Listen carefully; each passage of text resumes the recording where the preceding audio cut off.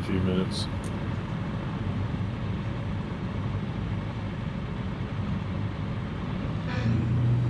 Yui right needs also a few minutes.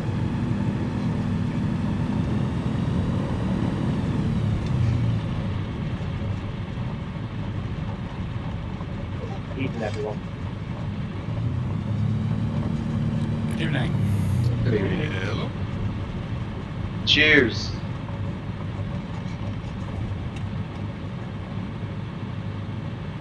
You guys are live on Twitch. Say hello. Yeah. Hello.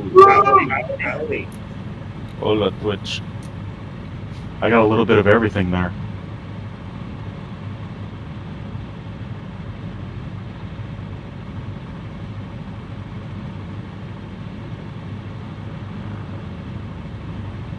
Loads of bonanzas on my screen. Oh, that's odd. Whoever just spawned in, I see one bonanza. Yeah, I've got a Going few off- bonanzas. Going off to the right. I've got 4 bonanzas in total. And I've got The three aircraft to your right, Kev, I see them all 3 as bonanzas. Up to the yellow cup. Oh yeah, I've got them. Yeah. Don't know why. That's going to be a livery problem. Probably haven't updated the Savage Carbon. Or the liveries for BLL. For the X-Cup. Yeah, that as well.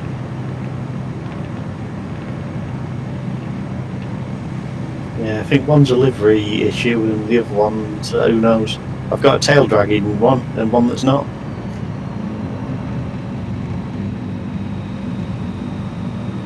Oh yeah, now I see it.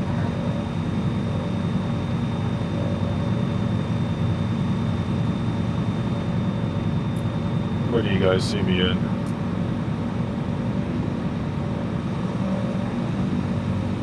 I can't see you at all now. I just popped in at the bottom of the strip.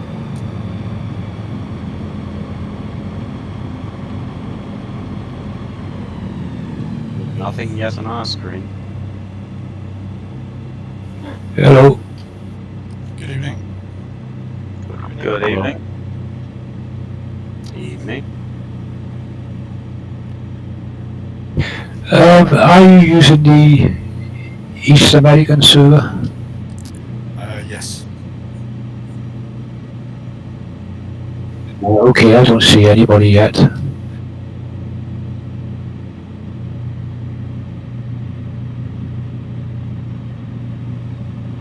Somebody's just popped in with old USA livery. Yeah, Gonzo's in the army livery. Okay, perfect. I should So you be see here me now. correctly. You good, Bingo?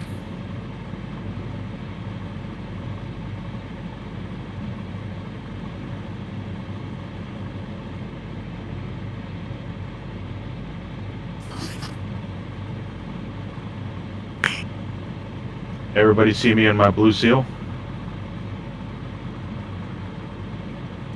I wonder if I can be heard. You're very quiet. Are you there? I see Kid GTP in a blue something. And there's one underneath the Bonanza as well. Oh yeah, that's true, yeah. Seagull. Doom.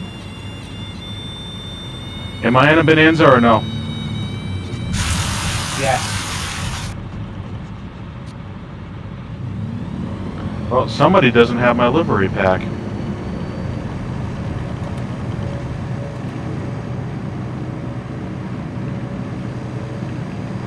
I'm in a blue seal X-Cub.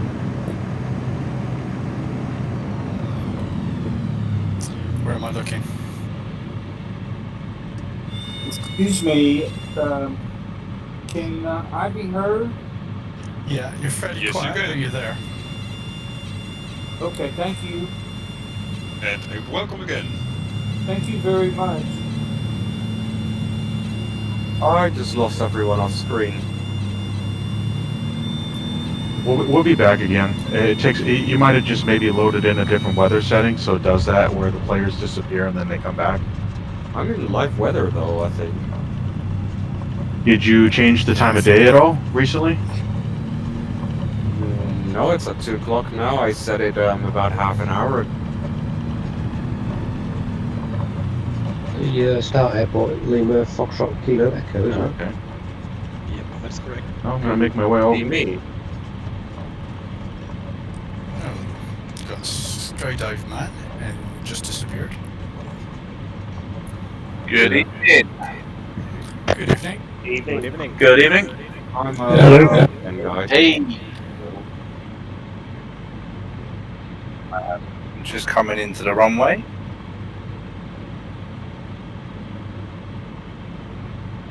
Reloading fixes it. Yeah, Microsoft have had a lot of problems with their servers this week, haven't they? I think everybody being off has hurt them. Yeah, it's awful. Yesterday was pretty rough in the afternoon, but it kind of ironed out by the mid-afternoon here.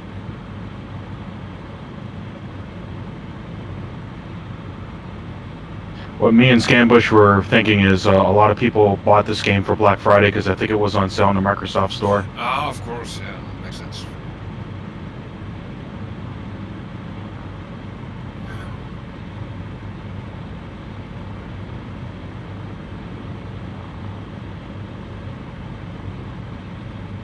Oh, this is so cool. Yeah, this is what dreams are made of, kid. Yeah. If only you guys could see the livery. I really like this one, the Blue Seal one for the Bush League Legends. Oh my god. Oh, somebody else is in it too. Yeah, I can see you both. Yeah, I see it. Yeah, Kev, I saw that. I saw that livery too. I thought that was pretty sweet. The name is Blue Fox.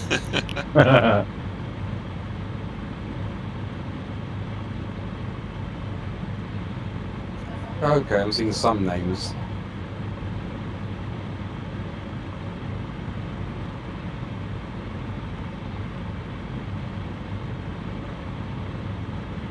Yeah, I'm seeing nobody. Come on.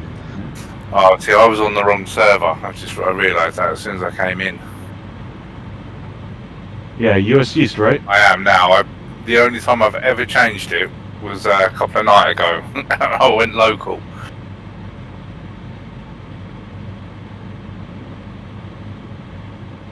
I've changed, but I'm still not seeing anyone. I'm back in now. Yeah, I got everyone.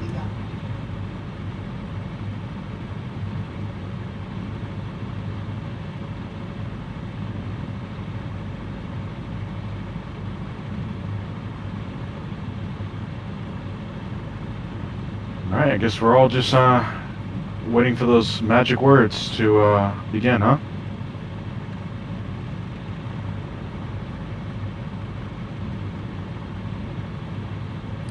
Yeah, I'm seeing 23 in Discord, and I'm seeing 1, 2, 5, 7, 10, 20 odd, 20 aircraft. Yeah, I'm just reloading in. It wasn't changing servers, so I've reloaded with the right server. Yeah, Let us my know when old you're players in. was off, so I'll be We'll in go. a second.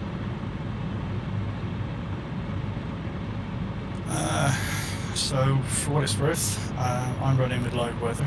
It's clear skies, 1400 local time, and local pressures is giving me the right height.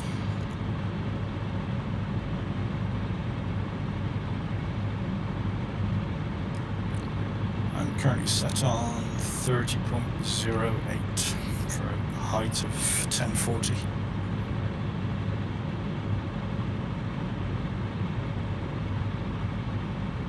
Could you repeat the weather thing again? Very quiet.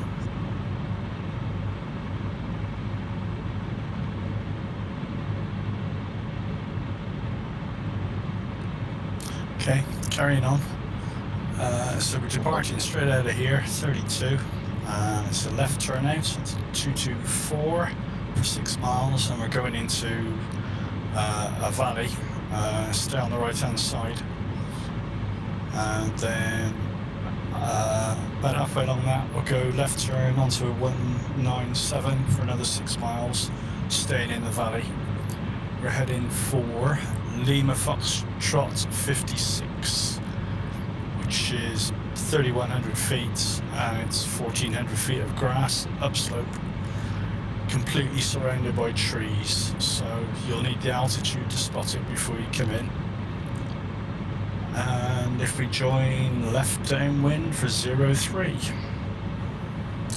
and I'll repeat all that as we get going.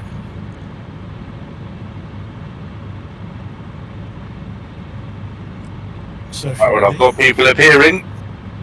Excellent. So if everybody's happy, flaps, brakes, full power, and let him go.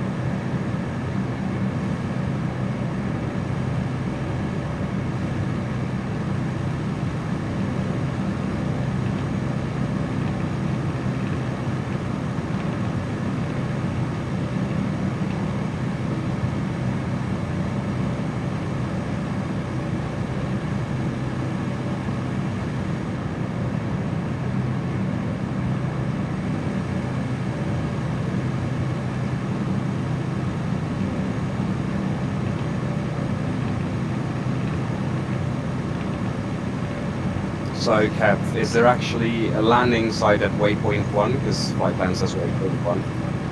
No, nothing there. It was just a reference to put us into the right valley. Okay, thanks.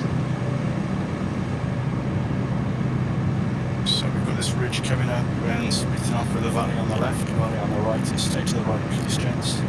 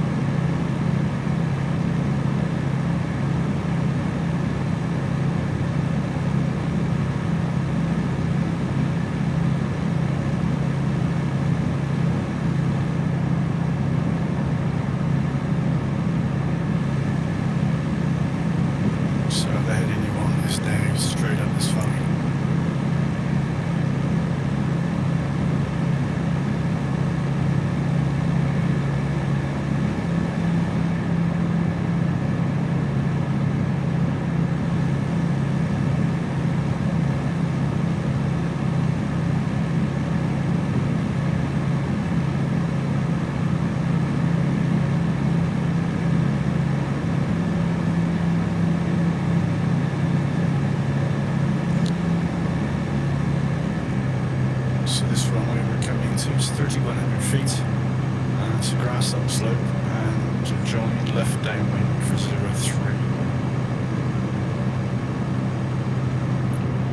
Left downwind 03. Airport. Left downwind 03.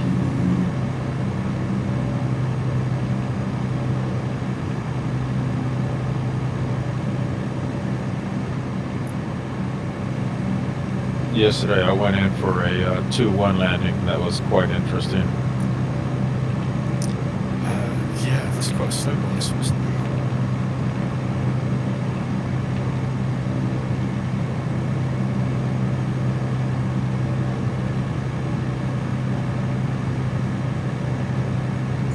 Anyone else got some clouds on the horizon? Yep. Yeah, I see 'em. Yeah, Okay, yeah, okay. he's there.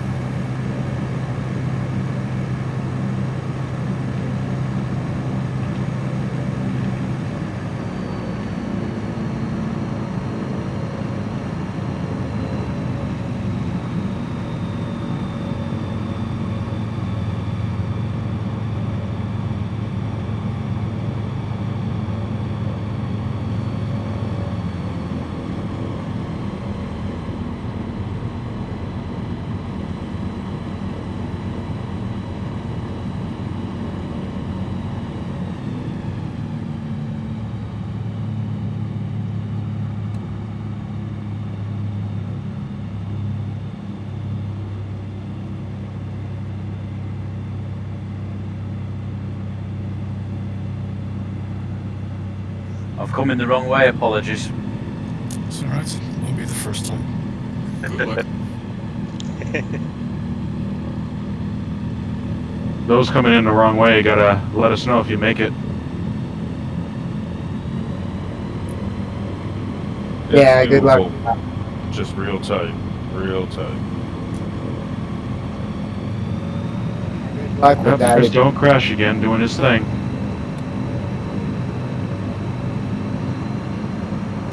Going out to the top of the hill.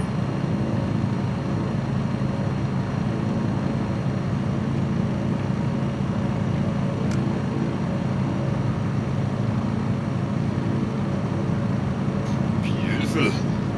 Only happens.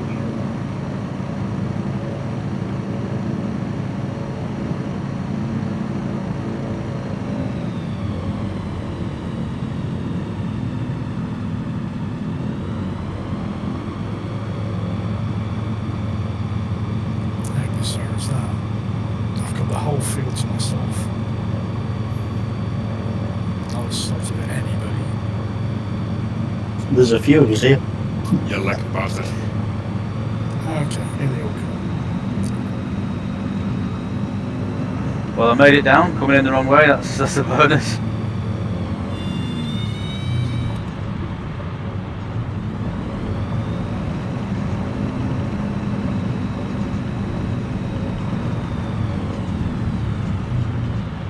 And then as if by magic everybody disappears as well.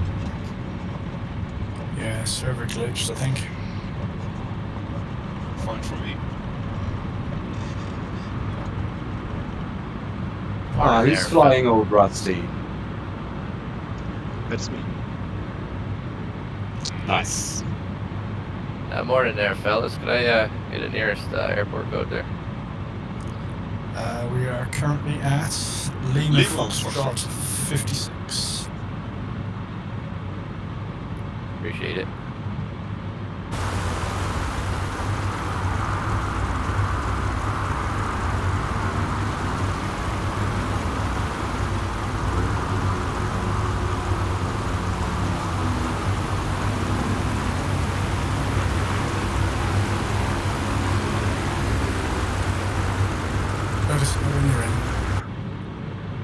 I'll be a little slow to start. You go ahead without me. I'll catch up with you. Thanks, though.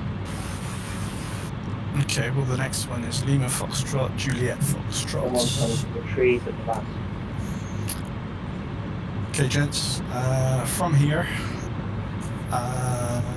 it is a left turn out onto 184 for 9 miles, and we're going to Lima Foxtrot, Juliet Foxtrot, 800 feet high, 2,400 feet of really wide grass strip. It's on the far side of the river, and it runs parallel to it, and you've got white markers on the runway to tell you that it's a runway. That's convenient. It's just the little corner white paint marks. Fancy. Yeah, very fancy. Landing orientation? On the next one, I've got right base 27. We got a late arrival for the landing here, unless he's not coming in. No. Okay. I had lost everybody I was trying to get. Me too. Anyone else seeing smoke coming from his aircraft?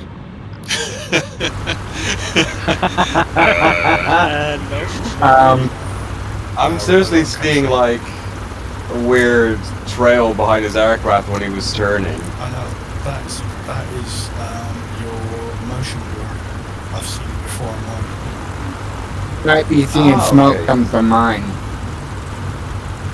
Yeah, motion blur it seems to be more apparent with the more recent updates. Yeah, it's horrible. It's leaving like ghosts of stuff behind it. Yeah, it looks really nasty, that.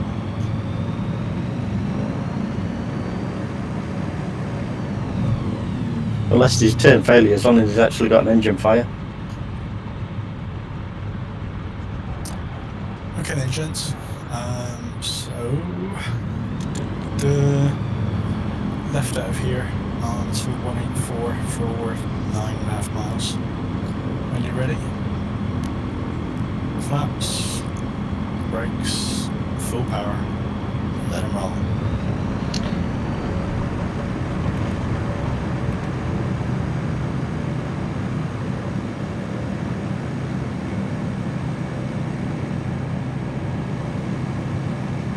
Kevin, do you have a Denver Broncos livery going there?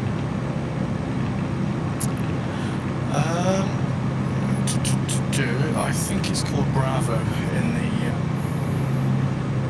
the. Is there two horses on the wings? Let me have a look. It looks like Denver's Bronco. The only reason I know the Denver Broncos is South Park. Very stylized Broncos. Just because of the scenes of Randy Marsh drunk out of his mind. Go Broncos!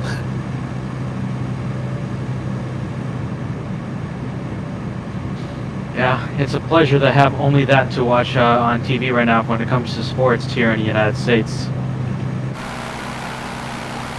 Don't give them your viewership.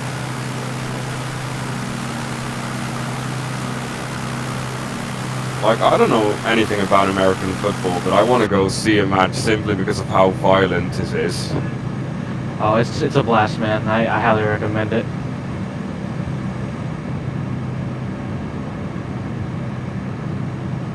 I absolutely love baseball, though.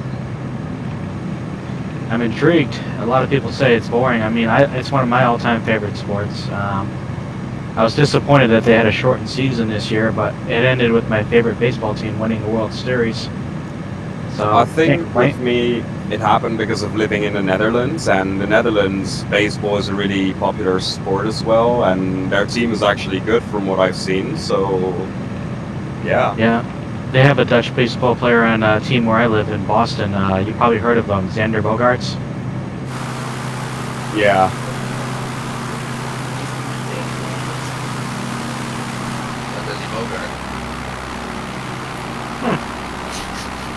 There's also Didi Gregorius. He was born in Amsterdam, I think. Came on down. He played for Philadelphia this past season. I think he is a free agent, which is I don't know if they use free agent in Europe as a term for a guy who is free to sign with any team he wants. Yeah, they do the same Okay. basically. With soccer and stuff, they do the same.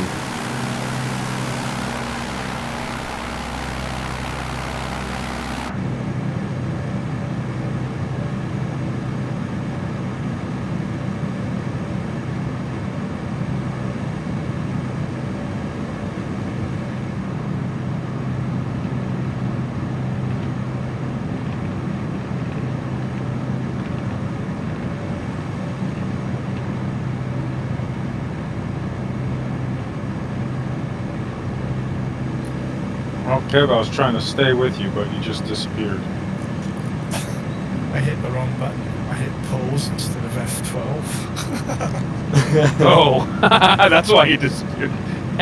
Oh, is that who I was following and it disappeared? I've lost everyone at the moment. Yeah, I did for a minute too, and then everyone got back in. So Hopefully everyone appears soon. Oh yeah, everyone's come back now. Yeah, it takes a couple seconds, but don't panic if everybody disappears on you for a split second. It's when you stop hearing our voices that's where you should be concerned. Yeah, good point. Good. Or if you see smoke coming out of your computer. I would not want that never to a good happen, sign, but yes, is it? exactly. I really hope that's not what happened with Scambush's computer last night when him and I were flying. He was streaming at the same time, wasn't he? Or was that you streaming? That was me, and he dropped Okay. out, and I was like, where'd he go? And then he messaged me saying his computer overheated. So hopefully it's fine. No. Runway 6, yes? 2-1 T7 or whatever it is. 27. Okay. I'm already at the other runway, so too late. Okay. I got to join back up with you there. I overstressed. You're not smoking the right stuff then. Negative. It's the right stuff.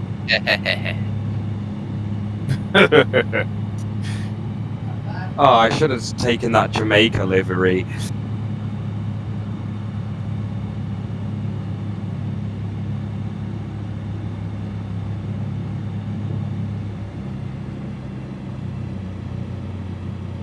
Y'all on the east or west over there?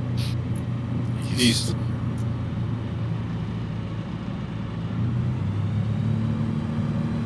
Got a nice little crosswind here.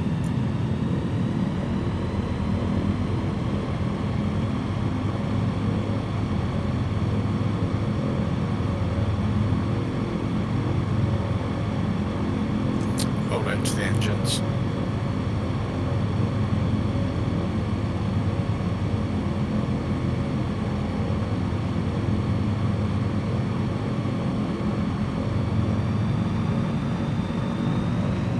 Which side are we taking off from?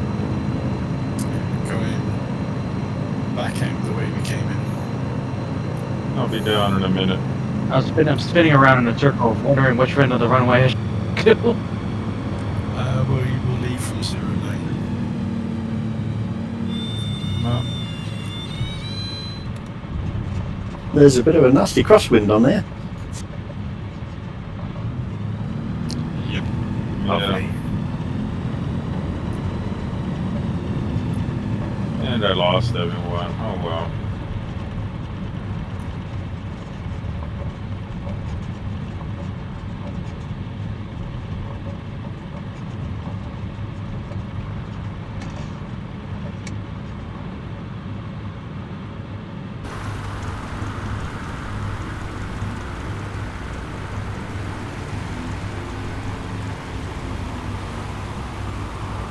Yeah, there's a bit of a crosswind came cropping in there a bit. I've got 7 minutes. That's correct.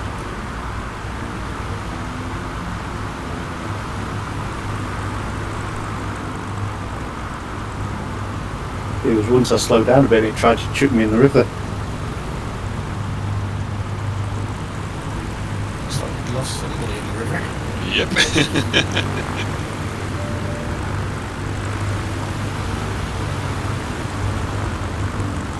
How ironic that the name is Dead Stick for the guy who went into the river. Seems like an appropriate name.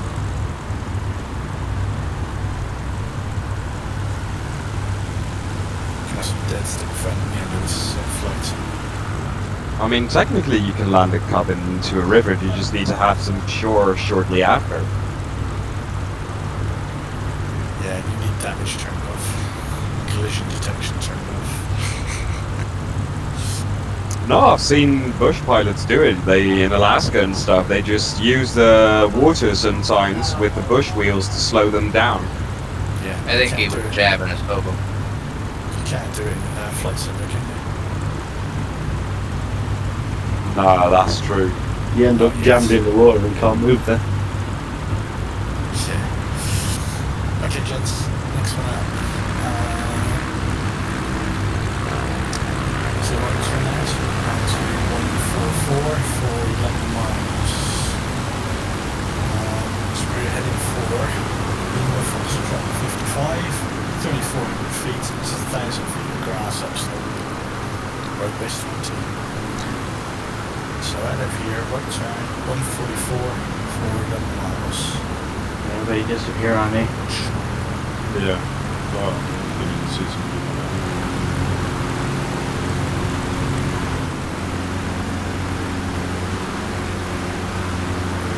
Hopefully it won't be lonely here longer. Takes about 2 or 3 minutes.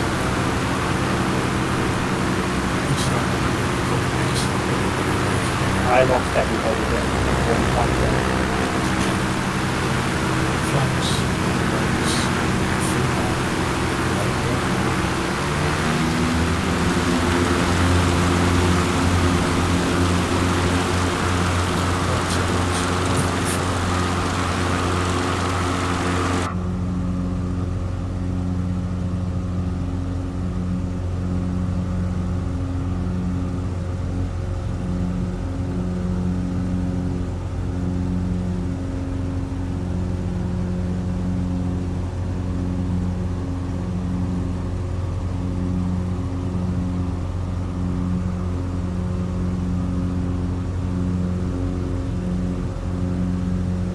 Interesting terrain here.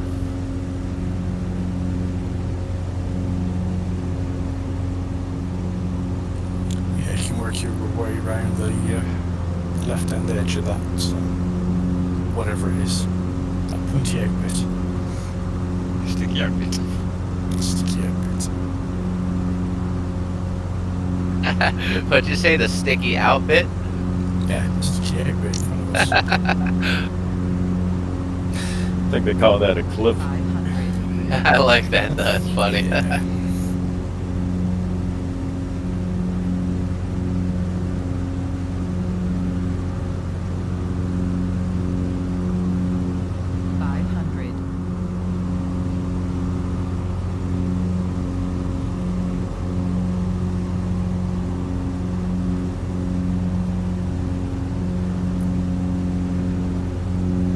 So are we going for 02 or 20? 20, I think. Mighty short runway. Right base 20. Right base 20. We're going to Lima Foxtrot 55. And Otherwise known as. no, I don't keep those on my notes. Is 20 because of upslope or because wind? Almost certainly it'll be because of an upslope. Inverted, please enlighten us. What's your name of the airport? Is Die Airport. Oh, we've got 3 of those. 3 in a row. Yeah, Kevin did that on purpose.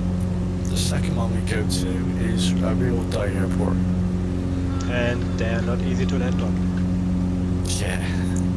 Is it really pronounced Die Airport, or is there some sort of French twist in there too? There's maybe a different way of pronouncing it. Oui. I was thinking more German, like die Airport. Das ist nicht gut. Das Flugplatz. Oh wait, it's not that. Das ist sehr gut. We don't want to talk about bad things here. If this is not made by German engineering, I am not flying this. It's made by Volkswagen. Yeah, that doesn't count. I can't really do a German Then accent. I'm definitely not flying this because Volkswagen is playing with the diesel filters. What about Mercedes-Benz? They're pretty plush, aren't they? I think everybody cheats on the test. They just got caught. Yeah.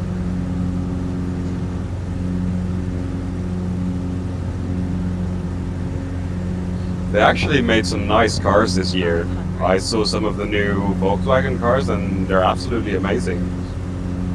Yeah, the Tiguan is the good seller here in the United States next to the Atlas, I think they call it. SUVs rule sales tier. They made a new one called Arteon or something like that, and it's absolutely beautiful. Yeah, they are good looking cars. SUVs are overrated. Hey, I drive one, so I guess you can't really argue with it. I like the ride height.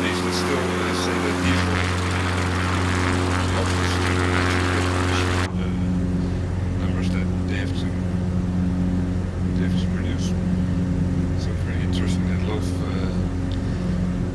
companies are banning the diesels, and they keep to them and say that we need them because of the CO2 emissions. I'm surprised that diesel engines are not a thing here in the United States because they're fuel efficient to begin with, and yet they are cleaner. Because Americans like horsepower. I mean, I would assume you could build a diesel fueled car that could do something. Because, they got the hybrids now that can really blow the water off, blow the roof off some vehicles, like that Tesla Model 3. A diesel hybrid would be the key. Got that low end for electric, and then that would really. If I ever live in the States, the first thing I'm buying is a 1969 Shelby GT 500. You're the man. Nice. Someone's been watching Gone in 60 Seconds. Yep. Nah, it's an absolutely stunning car, and the sound it makes is just brutal. Got good taste. Just watch out, Mustangs have a reputation. Don't go there. Don't go there. the Mach-E? Is it the new Mach-E Mustang? Now we're talking We about. got a man down here. It's a crowd pleaser. Let's just leave it at that. Yeah, don't go there. Buddy of mine's a That's check all for on the driver. A buddy of mine's a check for Ford, and he's talking about how good these new Mach-E Mustangs are. I said, but it doesn't have an engine. Yeah, I'm interested to see how fast those things go. The Mach-E's. Stupid fast. It's electric, so But the only advantage they have in woody. speed in that sense is the torque, because the acceleration is faster, but overall I think a engine, gasoline-powered engine on the long run would definitely outrun the e-car. Right. You're talking like gas pump to gas pump, or I mean, the e-cars, they just have an incredible amount of torque to basically get the speed up with. And that's the whole concept of it, but real horsepower-wise, there isn't much in them.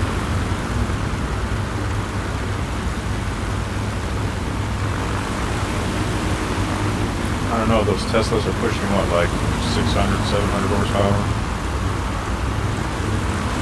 In acceleration, yes, but in top speeds, I think the normal engine will always have more power. Range that a Mustang that uses pony as its emblem is not gonna have any ponies in it. That as well.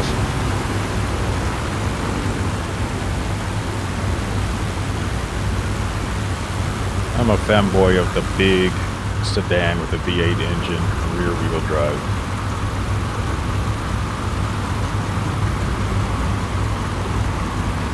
Old school.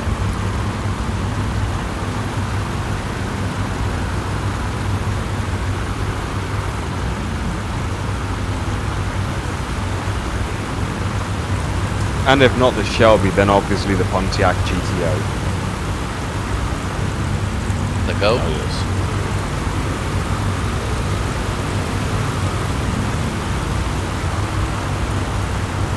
I go Mopar, the Hemi.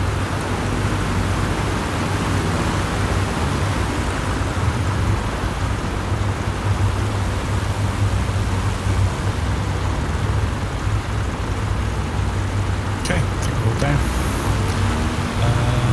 The next one is Lima Foxtrot Juliet Echo, 2,800 feet, 1,750 feet of grass upslope. It's got some white markers on it. So right turn out of here on a head-in of 122 for 5 miles. And we will be going in left base 03. When you're ready. Left base Flap. 03. Flaps, brakes, power, let them go.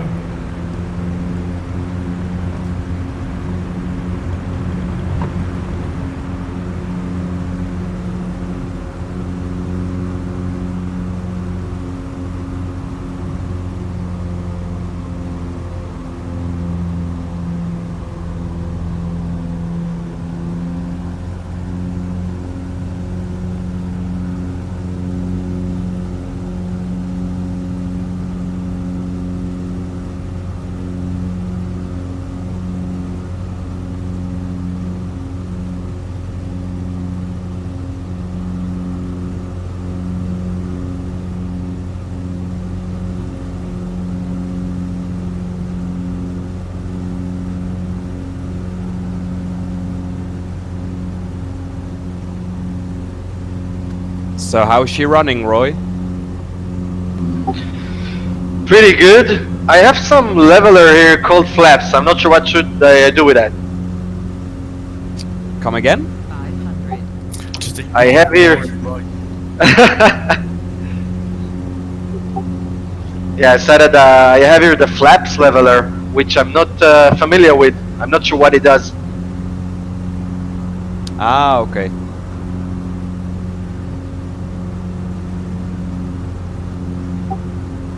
Real fun, guys. Real fun.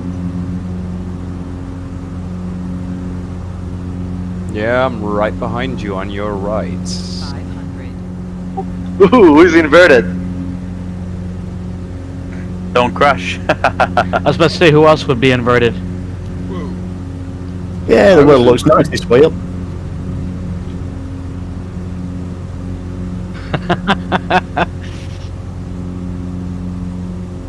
And now everywhere I look, everybody's the right way up. Love flying in Australia. Is that because it's upside down, or? Are we Yeah. supposed to fly upside down there? Am I been doing it wrong this entire time? I imported this plane from Australia, that's why it flies this way up.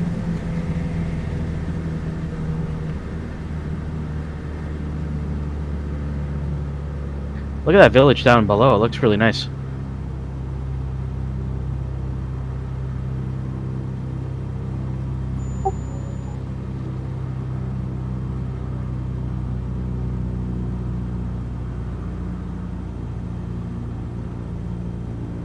I think we get to fly over that village on our way out.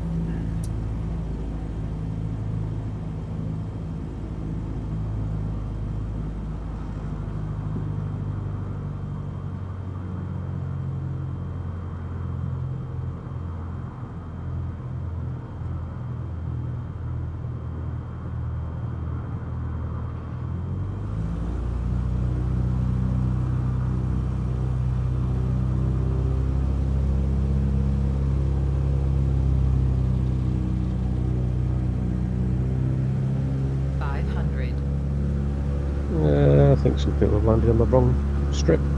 It's just on the top. Lots of go-arounds here, I think. Or am I wrong? It's the right-hand field. It's the right-hand side of the field. See Engine Goose on the floor down there. He's on the wrong strip.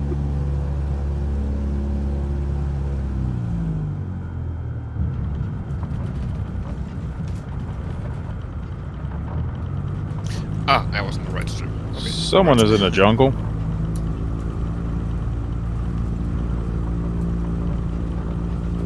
That's Mr. Knighthood.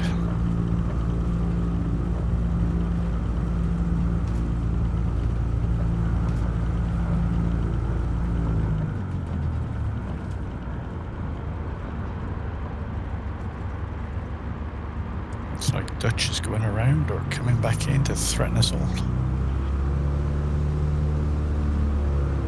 All of the above.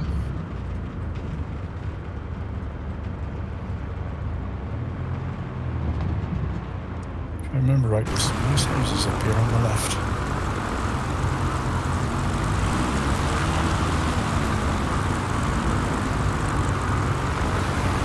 Yeah, that must be the airport bar.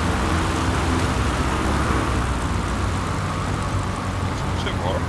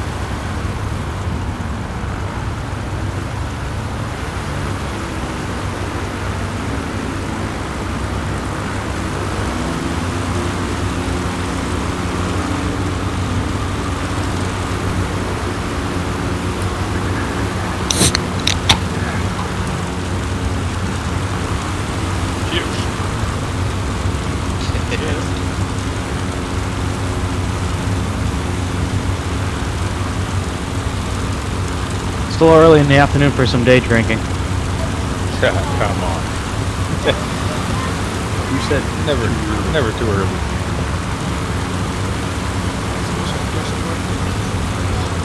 Exactly. Exactly. Think of it like that. It's what's day the local somewhere. time? 14:30. 14:30. That's fine, man. 11:15 a.m. In France. France Currently is it's gonna be 8 about- o'clock. Yeah, they're an hour ahead, aren't they? Yep. Okay, gents, next one. We are going to Lima Foxtrot 53, which is another airport. 3,200 feet, or 3,270 feet, and it's 580 feet long. Grass slope, and it'll be rug base 06. No go around on this one, it's a dead end from our recall. So left turn out from here, and you're going right back on ourselves onto this heading of 023 for 4 miles. Or you can follow around the end of the ridge, across on our left side, and come around the back of it and follow the river out to it. From the looks of it, we also have a Russian spy. 12 o'clock.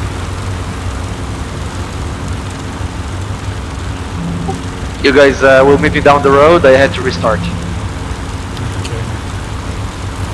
Heading for Lima Foxtrot 53. Roger. Okay, flaps, brakes, full power. Let him go.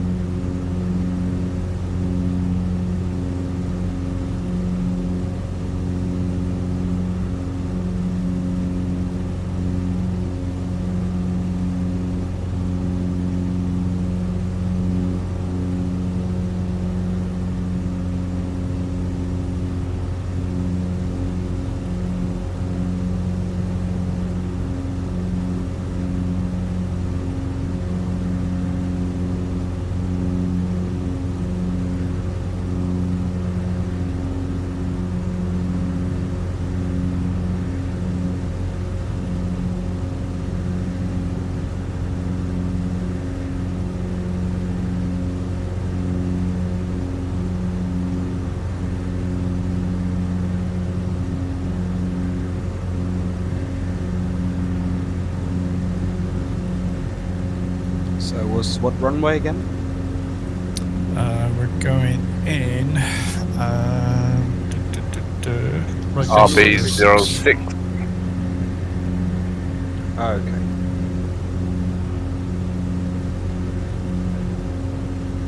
Obviously that means right base. I was just reading what I'd wrote down.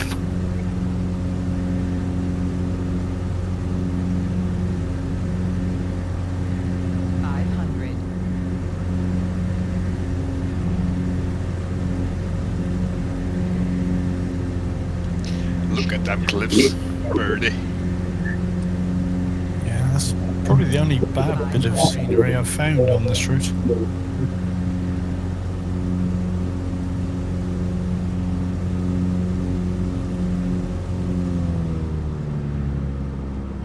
What do you mean bad scenery?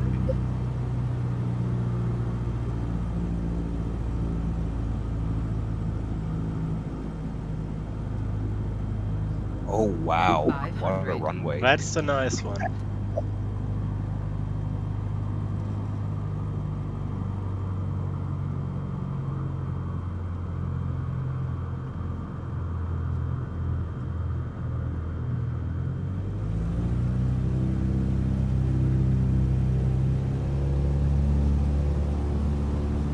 Oh, she's a tiny one, huh? Really tiny. And a slight crosswind.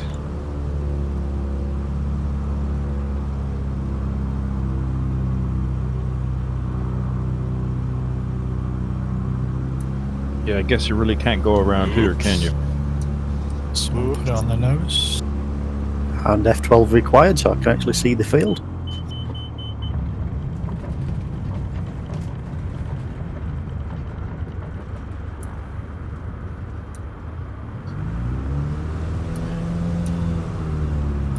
With the Savage Carpet, you can actually land and take off in the same section of the strip here. Easy.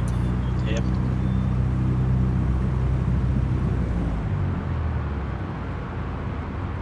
Watch out for the slope just at the beginning.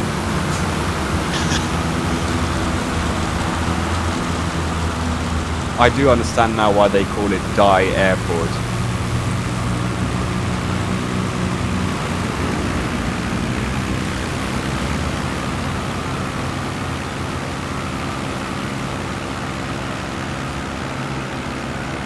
We've been back up, nice.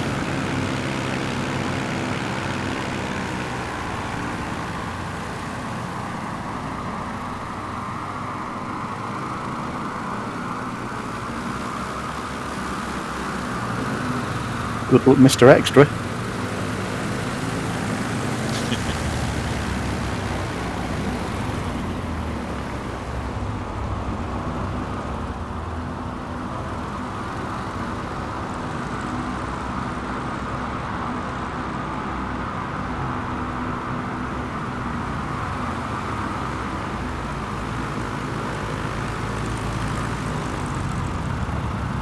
Oh, Dorbs, that must have hurt.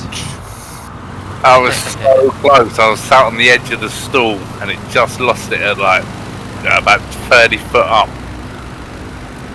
Yeah, I did the same thing right at the edge of the strip. About 10 feet too short.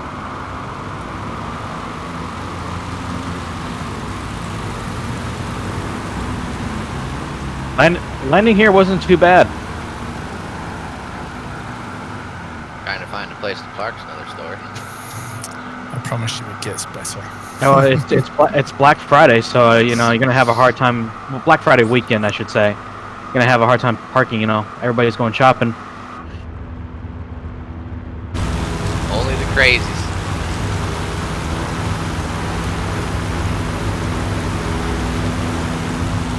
Okay, everyone have their fromage.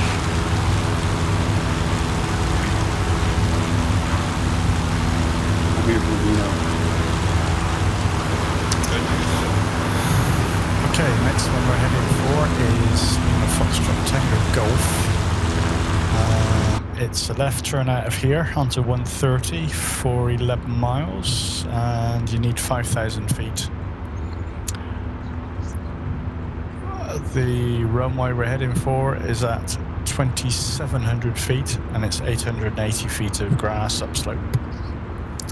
Join left downwind 03. So out of here, left turn onto 0130 heading for 11.8 miles. You're heading back this way, Dubs.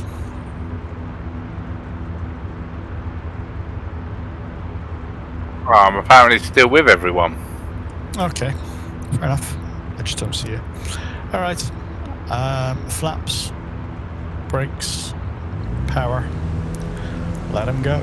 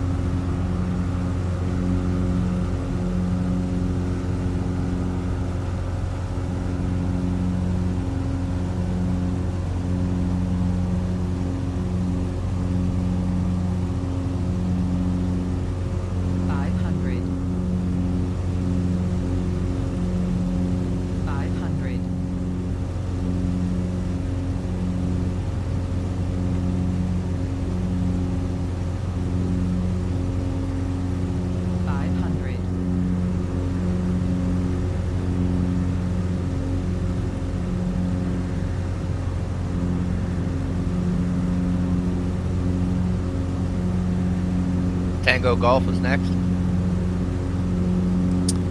Yes. 2,700 feet altitude, 880 feet of grass. Thank you. 500. Got a bit of a flight ahead of us. Should we do a formation? Go for it. Gather off Kev's tail.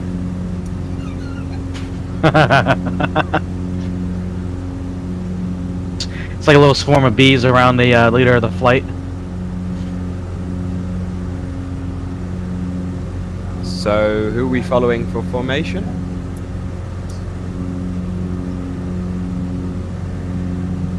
Okay, I'm starting to see it.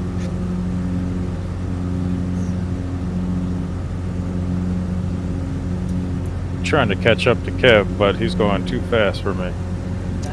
He is going fast indeed. And I'm pushing the speed on the X-Cub as well. I'm only pushing 110. Me and 106. I have the slowly catching up. I have the 280 horsepower mod installed for the X-Cub, and I'm barely keeping up. X. Kev, what's More your power, game name? not more speed. Fires by Kev. Okay, that's. Yeah, I lied. I've got a couple loads on my right, and I've got some in front of me as well. Gotcha. Alright, Still here slightly you are. behind. I'm just off your left wing behind an extra.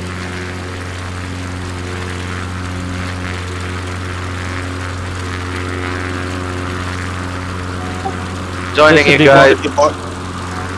This would be more interesting if Kevin had like Air Force One as this airplane or something. That's a bit big for this runways. Oh, very clever, Mr. Skydive.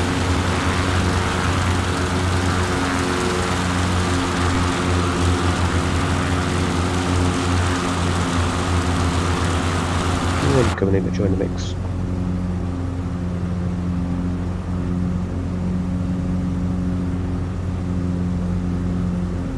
I just caught up. Yeah, we're doing about 100 knots.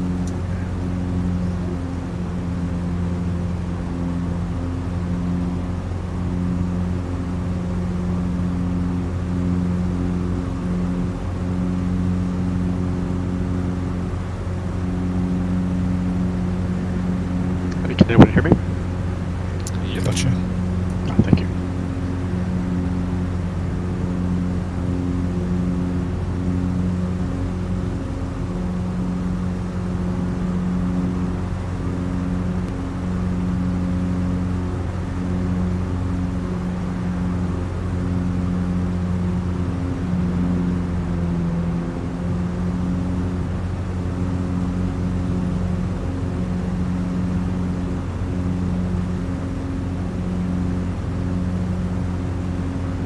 On your right, Kev.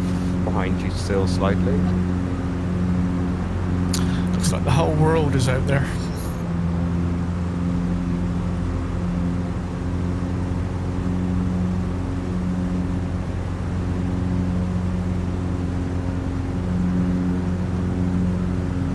Here's something you don't see every day. Don't crash is flying non-inverted.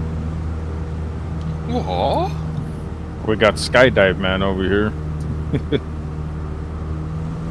Very nice flying. There we are. Fixed it for you.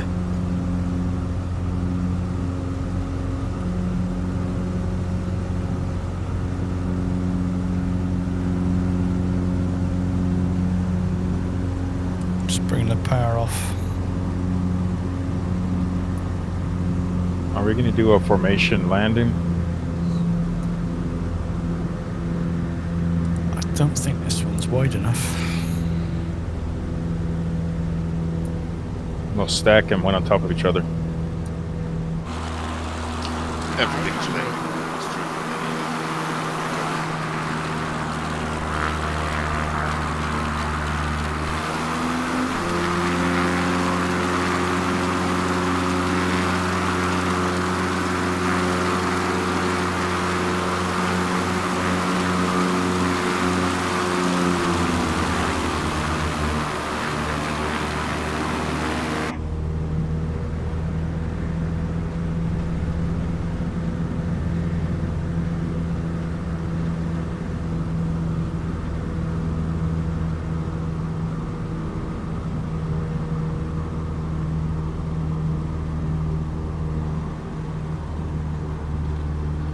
That ain't gonna work.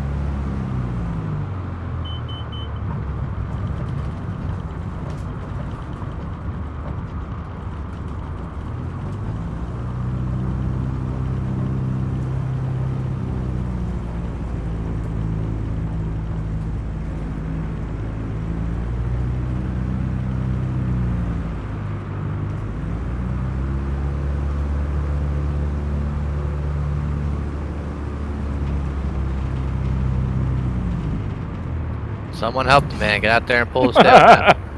That's one way to taxi. Snoop Dogg.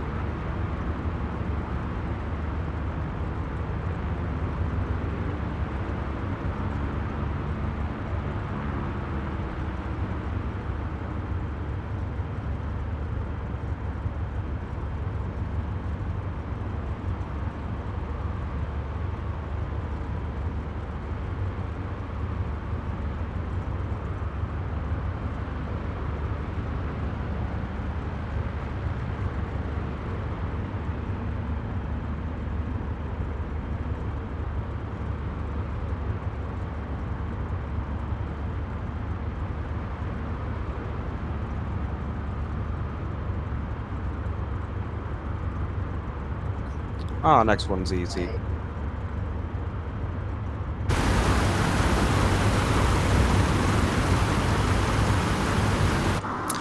One more.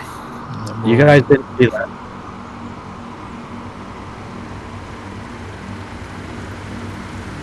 What'd you say, Kev? One more end? There's one more to come in. Just watching it.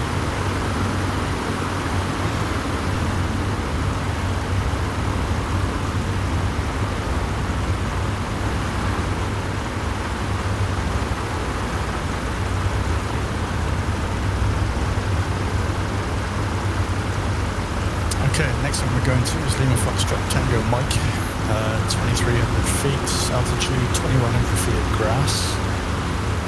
So it's out of here, left turn, due east for 5 miles along the valley, and then turn sort of northeast after about 3 miles to take you up through between 2 ridges. And it'll be a left base 3-6 and a back taxi job. Out of here, due east for 3 miles, then a left turn into a valley heading northeast. When you're ready, flaps, brakes, power, go for it.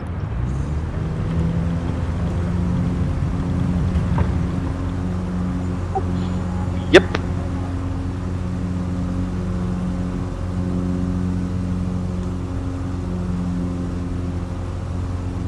Good evening, guys. Good evening. Good evening. Hello. Evening. Good evening. Welcome to the show. Good evening. Better late than never. Exactly. Never late. Always better.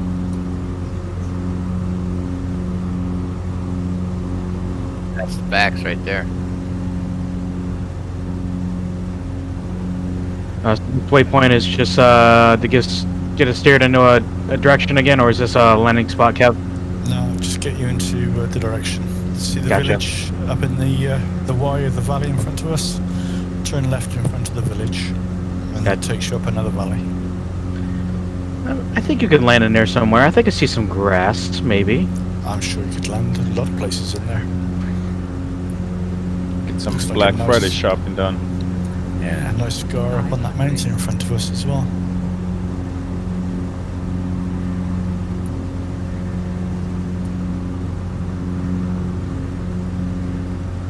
Oh yeah, now that you mention it, it's right to the right here. Definitely a nice open field for. Still, I doubt what my mileage would be with the flat screen in the back of the thing. Is this one a straight in? Yeah, this looks like a straight in. I've got it set as a left base for 3-6. It is technically a left base because Yeah, straight you in. make the turn out of the valley. So if you looked at this as an approach for a commercial aircraft, it would be a left base because it's quite a small amount of space. In a large aircraft, you would do this a lot faster, and therefore it does count as a left base. I'll go with that argument. I was supposed to say, somebody want to switch into a 787 and give it a go? I know there's someone that will. Crash Kid's not here today. Touchdown would work, but I'm not sure the craft would make it in one piece. As long as you can walk away from it, it's fine. You would probably end up in the woods somewhere, I would imagine. 787 needs so much runway to land. Yeah, it really wants to fly. It floats quite a bit. See the size of the wings on that thing? Oh, the 777X is worse. I think I could land this carbon shock on the wing of a 787. Probably, yeah. Also loving the engine size of the 777X. The new GE engine is the same size or even bigger as a 737 cabin.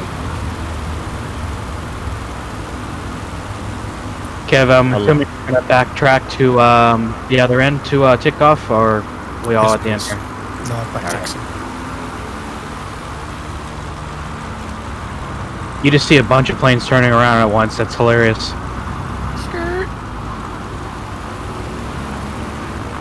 Which one's for the handbrake?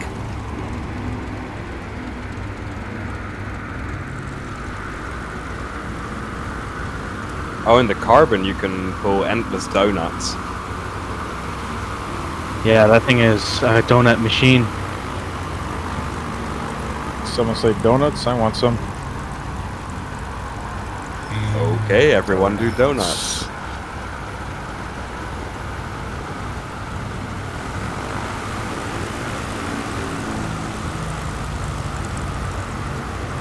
It's nothing like as good as the shop goes in. That just spins.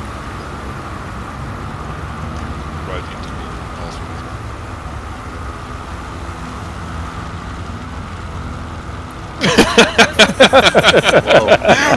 Everyone's doing donuts. It's like some sort of dance. I was doing donuts until it took off. Until it hit the wall. Yeah, I saw it. It's unfair. It's Yeah, I was gonna say, I'm trying to taxi down the road, and all of a sudden I'm getting lift. I'm like, what's going on? And then I start spinning. I was trying to go into this little warehouse, but the door didn't open. I thought it was an auto door. Going with an orange change. I just made myself busy. Be right back, grabbing a drink quickly. I might do the same. I'll be right back. 5-minute break, gents. Sounds good. Yep. All right. Some wee wee. 5 minute timer starting now.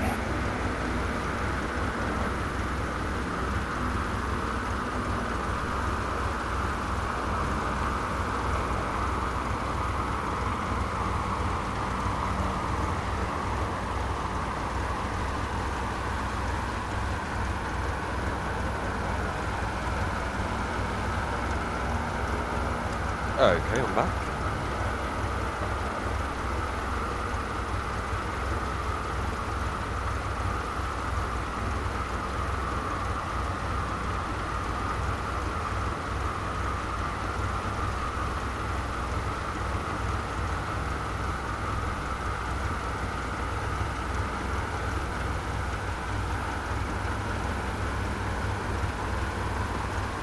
Everyone's still there? Yep, it's a 5-minute break. Ah, okay, nice. Also, Rebecca, have you joined already? No, you know I'm a little bit older. It takes some time. Get some time to get all the joints warmed up. Yeah. Do you need an airport code? Ah, no, I join on you. Okay, cool.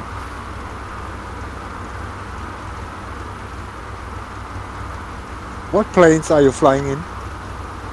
Low and slow. So X Cubs or Savage Cubs or Carbon Cubs or Alright. extra 300s for some reason.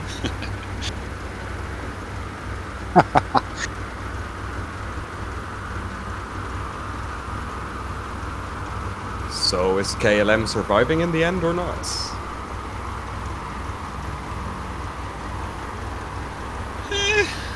Who knows? Depends on the money injection from different governments, maybe.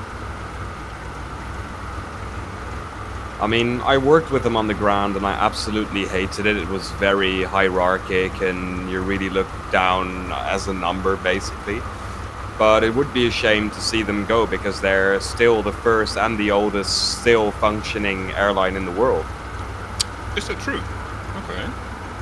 I didn't know. Yeah, it is. All right, Are you flying on live weather? Live weather and the local time currently is at about 15:21.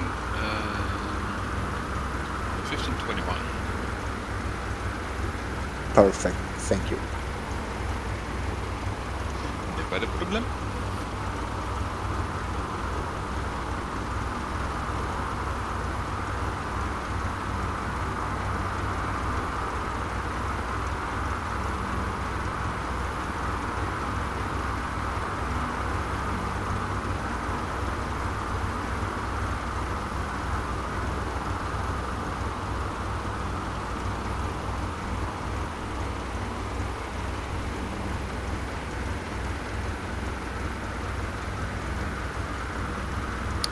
even more. If you look at Schiphol Airport, it only used to be runway 22, and it used to be a grass runway actually when it started.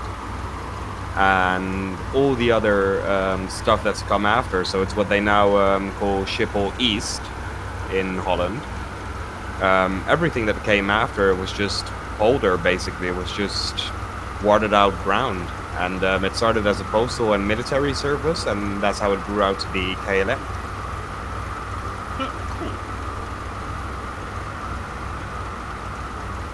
Schiphol is such a big airport. Oh, trust me, you do not want to work on the ground there. It is, it will be painful for your feet. Yeah, but isn't that for all the major international airports? I mean, I've been to Atlanta, and Atlanta is huge. Largest in the world and busiest as well. Not the largest by land area, Yeah, but the largest busiest. in China, right? Largest is actually in Saudi Arabia. The second largest in the world is Denver, DIA. K-Den is the largest in the United States. And Dallas Fort Worth, which I know was just updated, is the second largest in the United States in terms of landmass. But busiest in the world, yes, KATL. Charlotte is quite large as well, right? Paris is huge too. Charles de Gaulle. Charles de Gaulle, yeah, and also it's beautiful. Yeah. I really like the airport. I mean, even cruising at 38,000 feet, you can clearly see everything in detail from Charles de Gaulle. You can see the taxiways, the runways in detail. It's incredibly, incredibly large. I know Beijing just opened a new airport, and I heard the terminal there is now one of the largest in the world, the Daxing Airport. I was thinking about this one. I think they also generated one big building in the Sims, so it's not really an airport. But if you look on Google Maps, it's absolutely humongous, mind-boggling. And I know Berlin just opened a new airport too. And that's technically in the game because the way they did it is they built it on the grounds of an existing airport and then incorporated the old airport into the new airport. So in the game, the old airport, but the runway's there, but there's X's on it for the new airport's runways. Ah, yeah, okay, gotcha. Because Tegel just closed, I think just passed earlier this month, if I'm not mistaken. Okay. Yup. And do you know the new name for the runway? Brandenburg. Brandenburg, okay, cool. We got everybody back. A never-ending story, this airport. Yep. 11 years. Yeah, it took forever to build, right? But no one is died by the construction. Heading out of here on 006 for 3 miles. We're heading for Lima Foxtrot, November Juliet, 2,700 feet, 2,900 feet of grass. So straight in 36 and stop at the midfield intersection. And we'll depart on 10 from there. Sweet. So straight out of here, pretty much on your nose, 3.6 miles. Sounds good. When you're ready, flaps, brakes, power, go for it.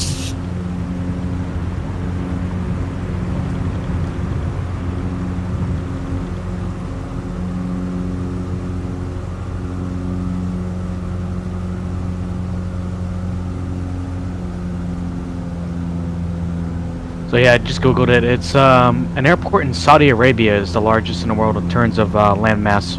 I can't pronounce it. Try it. I mean, Yeah, if just you, have a if you go. count, if you count dirt runways, then wouldn't Edwards be the largest airport? Interesting, yeah. I was always thinking that, like, London's airport was the busiest in the world. I never would have thought it would be Atlanta. Yeah, Here I think in Atlanta is the main hub for international Delta, flight, right? yeah. Yeah, it is. That in New York, JFK, and LA. Even when I was studying aviation services in Holland for working on the ground, we were doing all our references with Atlanta Airport so that we would learn everything in the busiest numbers, basically. might want to think about switching the fuel tanks. Holy moly! If you Doing set it that all every to too long. ultra, it's so impressive, man. I got a new GPU, dude. Nice. What'd you get, man? 3080, dude. Yeah, I'm the God lucky damn it. one of the I got 10 persons Bastard. on this planet with the 3080. Bastard. I had to wait. For I have way too 700 much. quid, you know? Man, I'm on the waiting list at position 177. For I got weeks mine now. through E EVGA. 500. Oh, it might be a bit too I sat on the waiting list for 6 weeks. I was for 8. Apparently, people are getting a much. You shut up there.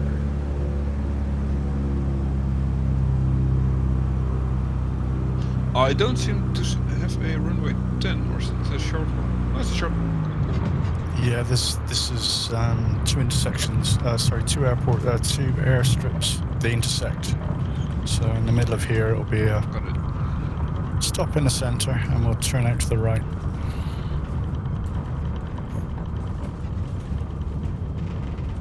By the little house on the left-hand side.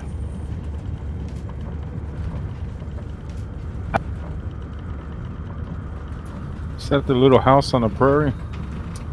That's the Badger. This is not a prairie.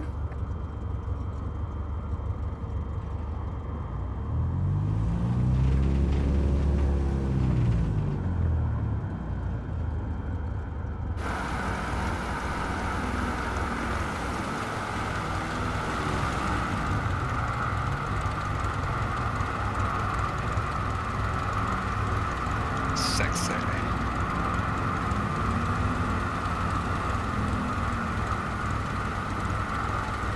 They got taxiway signs out here too, huh? First time I've seen that.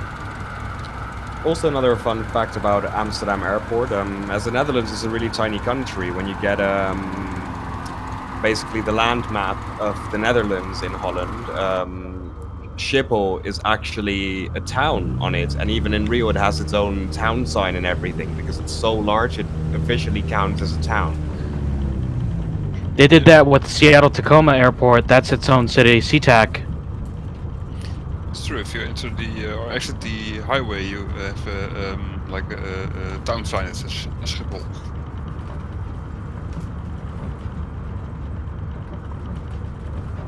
Dallas Fort Worth Airport also has its own zip code, I read, because it's such a massive airport.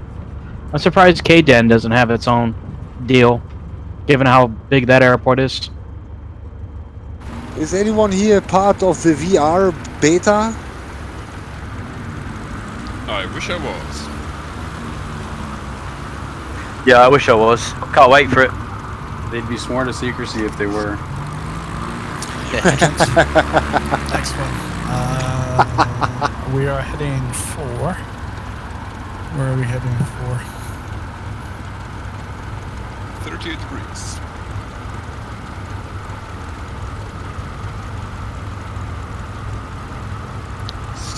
Okay, we're heading for Lima Foxtrot, November Yankee. So it's a left turn out of here onto 040. For 11 miles, you'll need 7,000 feet. The airport we're heading for is at 6,100 feet, 1,500 feet of dirt. So out of here, left turn out 040 for 11 miles, and you're looking for 7,000 feet. What's the approach to the next airstrip? Next approach will be left downwind for 20. Thank you. When you're ready, flaps, brakes, power, go for it.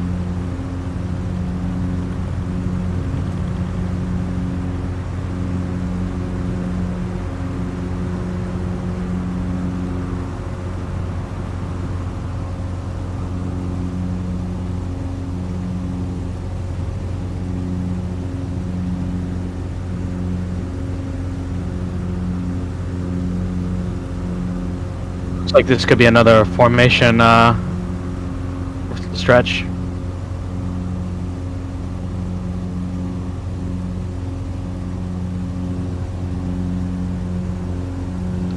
Does anybody else have really low frame rates in this area? Yep. 53 right now. Mexico, I was doing 44 frames. Now I'm barely getting to 25. I don't know what's going on. Usually, when I started in this area, I got like in the 50s and 60s. I'm at 15 right now. There's a lot of texture going on out there, isn't there? Yeah, but still. Perhaps if you turn trees down, because there's a ridiculous amount of trees here, so perhaps if you reduce tree quality, it gets better. Yeah, but I've flown in rainforest with millions of trees and no problem whatsoever. 500. I'm without a glass cockpit, and I got 55 right now. Is anybody having trouble with the glass cockpit, the Garmin, on all of your other aircraft? Haven't really flown other aircraft today, so I still need to figure that one out. So since update, I've had it like freezing and then sporadically not frozen and then freezing again. Have you tried changing the updates cycle? That's with the newest US update. No, I mean you can in settings you can change the glass cockpit refresh rate. Yeah, bottom of the page. Because like it's a medium setting. Give it a shot. Not a problem. Not high. No glass cockpit.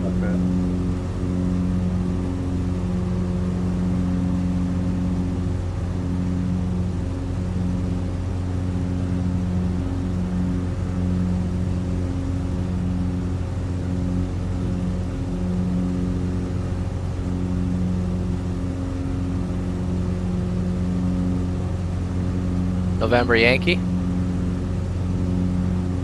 Yes.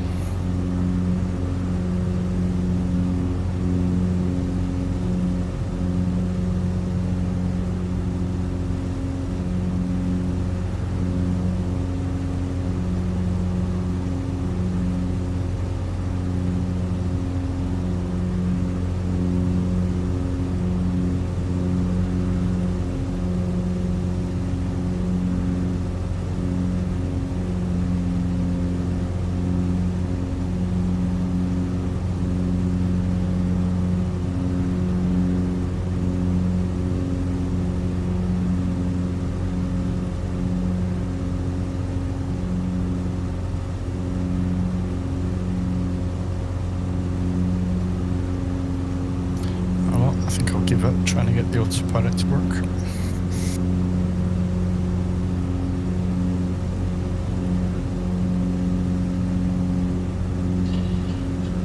Guys, if you go to external view on the X-Cub, if you have the update that was released today, does the trim look weird on the external view gauges? Because with me, it's basically dropped the green zone all the way to the bottom. No, mine's alright. Noticed as well, first takeoff when loading in, it would severely pitch up, and then after correcting it's fine. Yes, it's kind of bad.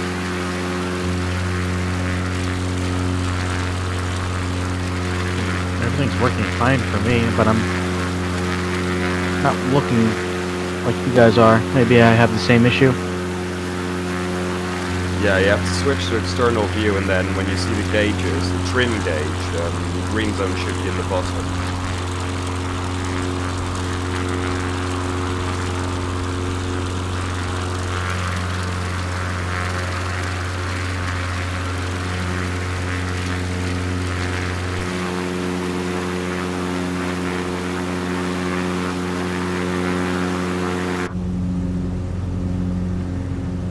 Yeah, I noticed that. But I am streaming a game, so you can take a look for me. I'm actually zooming in right now on the stream, and if you want to watch later, you can point out if it's wrong. But are you in the cockpit view? Yeah, I'm in a cockpit view. You gotta be in third person with the actually hood. shows up fine. Yeah, you gotta Right. be in third person basically, and then the gauges Right, that I did appear go back on to. your I did go to the screen- external view. Yeah.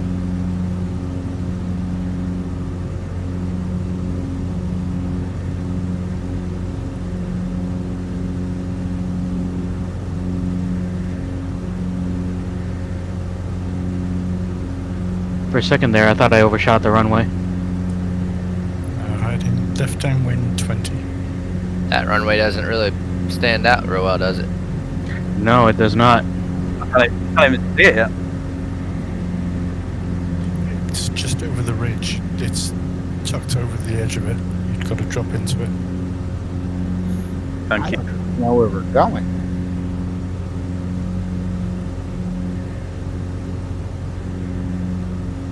I think I'm just going to follow everyone else. Oh, that's a short one.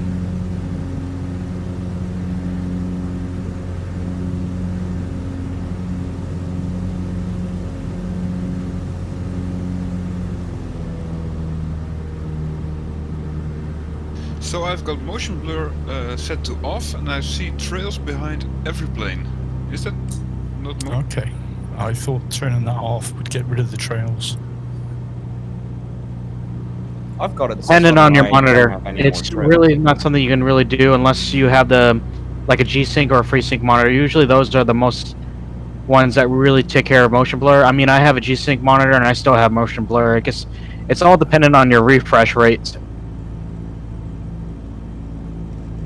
Yeah, but I think I've got another problem because my frames are crazy low and my GPU isn't doing anything, my CPU isn't doing anything. My disk is alright. So I think there's some strange settings going on with the sim. I'll check later.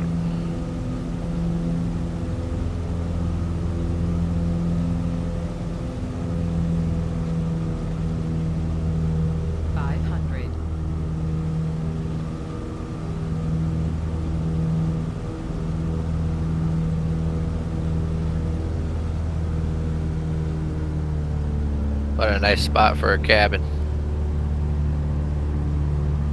Isn't it? Except for all these bloody airplanes. Some people have it all. Yeah, kind I of was just spoils it a gonna bit. outside play until 30 odd planes turn up. I came to vacation here. I don't think I'd be too mad if I saw a bunch of planes coming into land. Put the coffee on. That's right.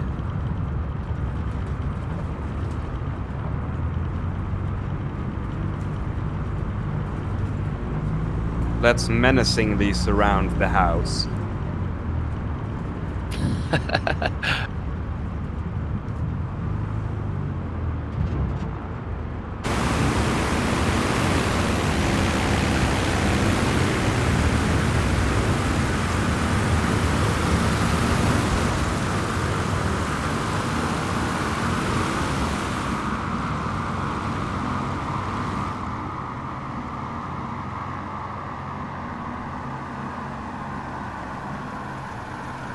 I don't know what it is. I'm looking at that extra 330 in the cockpit. It's not showing any canopy glass for you, but when I go to the drone cam, it shows up.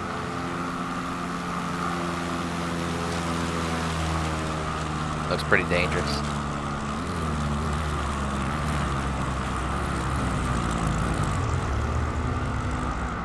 I saw a couple other guys here the last flight flying the VL3s. Anyone else notice an issue with it just poofing out of thin air a little sooner than it should if you're following someone? I haven't noticed anything.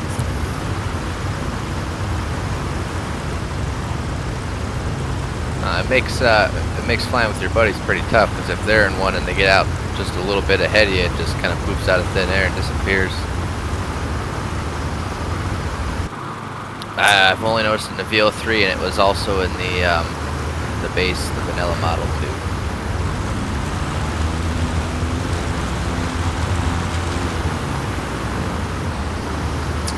Okay, next one, gents, is LF Mike Sierra at 5,100 feet, 690 feet of grass. this is the weird one. If you've got the scenery installed for this airport specifically, then go 03 upslope. If you don't have the scenery for this one, you need to be looking at left downwind for 19. And it's an insane downslope approach into an insane upslope. So good luck with that one.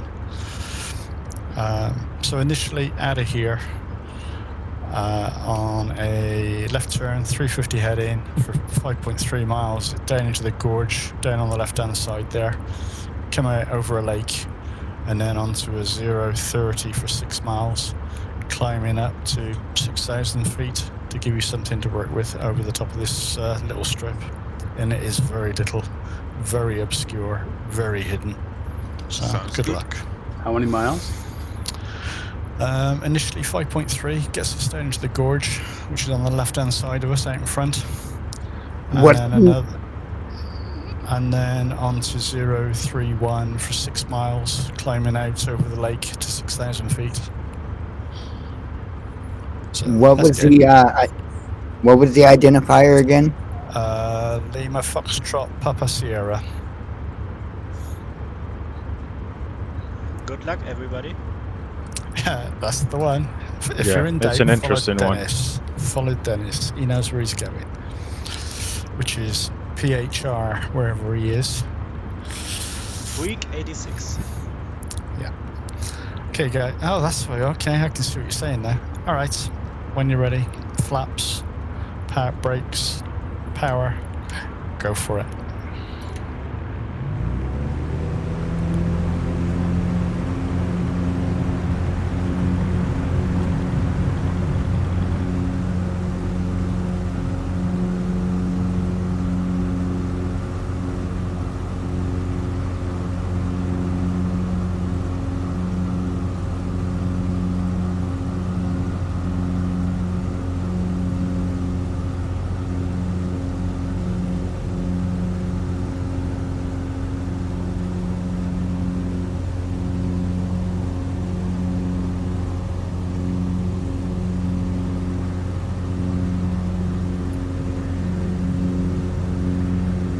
Gorgeous. Full of gamer tags.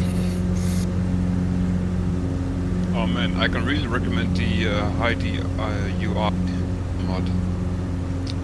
If I press backscape, all my gamer tag disappear, and if I press it again, they reappear. And I have to say, flying without the tags, the immersion is so much more awesome.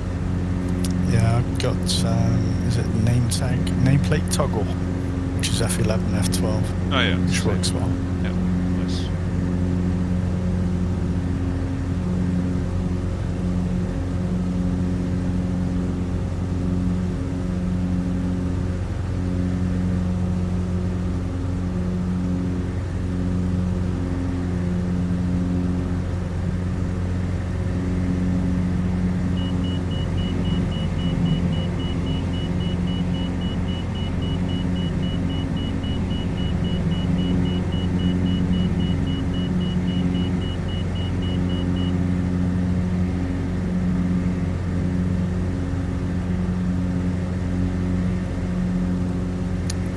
Server's crapped out. Can't see anybody. I can still see you though. It's weird, isn't it? I tried putting that airport in my GPS and it dropped me out. If you, it's definitely it is a Microsoft airport, so should we find it? It's Lima Foxtrot Papa Sierra.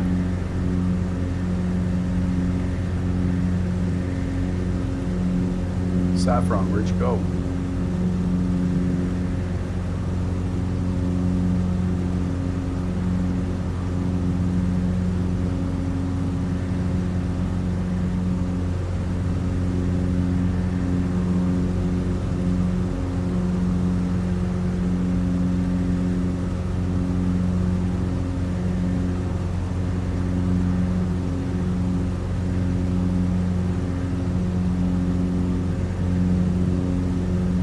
So the heading's about 3:30 from where I am now. Sorry, 030 from where I am now. Nice flying through the valley here.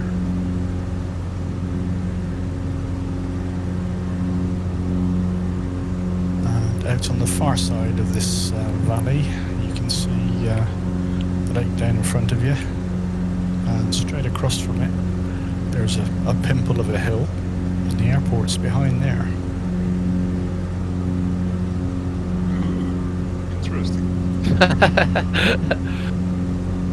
Land behind the Just pimple. I wait didn't for think it. you were saying that today. The man heard pimple and said, "Ooh." It's a small tit out in front of us. Yeah, but we won't talk about Gonzo. Oh. We won't Ooh, harsh talk but about fair. Roy because in an extra it's nearly impossible. The Also, extra. are we going in for a soft landing? I think any landing is going to be a good one. Yeah. I would That call, might be I would landing call- at all. I would call this an optional airport. Entirely up to you.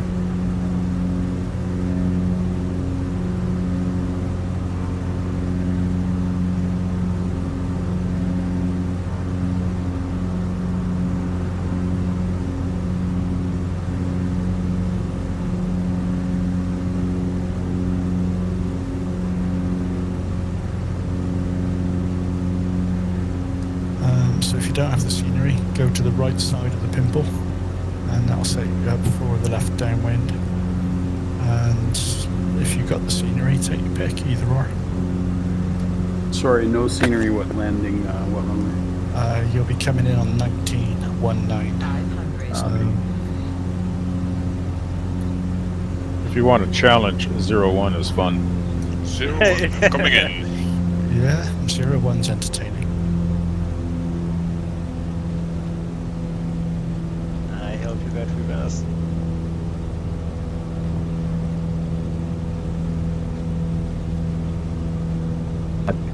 Really got to pump the brakes here. Gonna do my best. Has the extra got any brakes?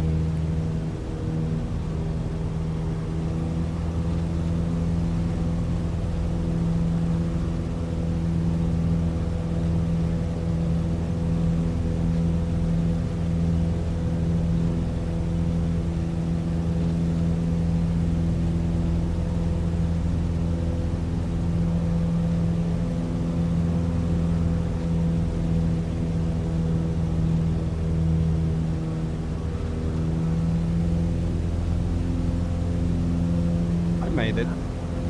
On 01.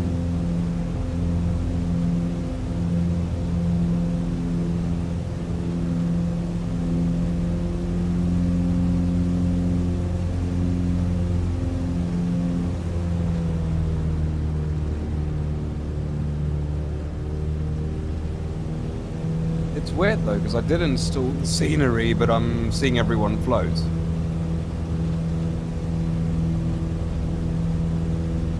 And not seeing any scenery either.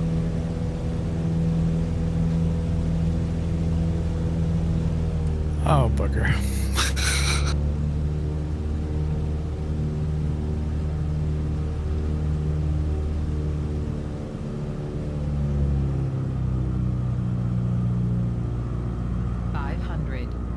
Well, that wasn't very smooth. I was short. Uh-oh.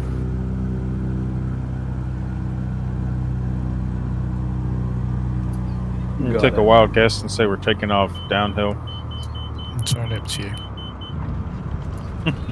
Perfect 3-point landing, just one of them with the spinner. And I've lost control of my plane. Yay.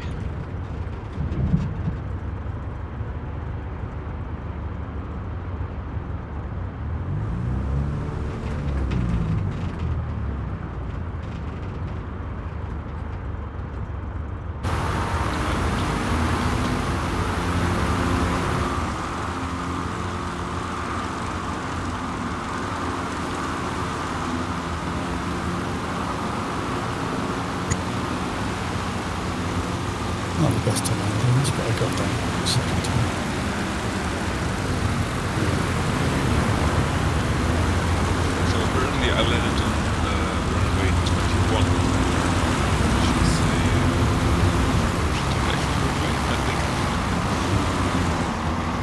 there are 3 runways on here, yeah. It was quite steep.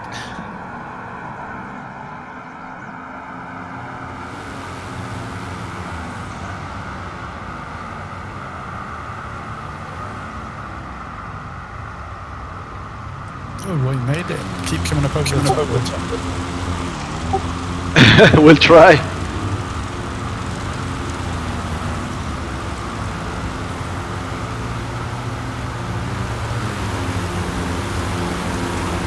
Total carnage.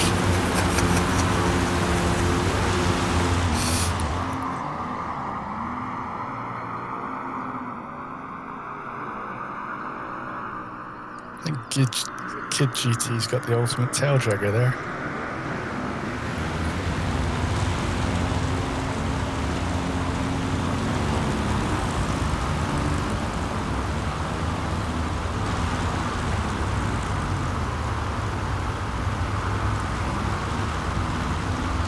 Yeah, Kev, you're floating there. I was going to say, Kev's taxiing around the sky now. It's weird because I've got the same scenery installed of this skin, and I'm not seeing any scenery or floating. Oh, it's bizarre. I'm on the deck, but I do have the scenery installed. I can see a few floaters, but not many.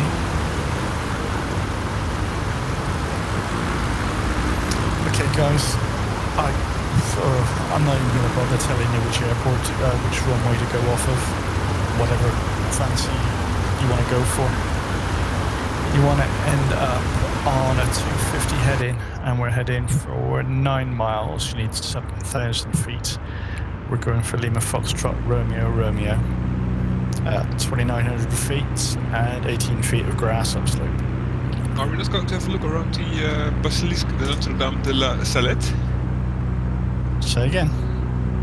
To our north or east there is the Basilique de Notre-Dame de la Salette. I think that's the base for this little church with the river. It's just to our east. I'm not sure you're saying that, but go for it. When in Rome, I see it too. I'll come check it out. I just wanted to.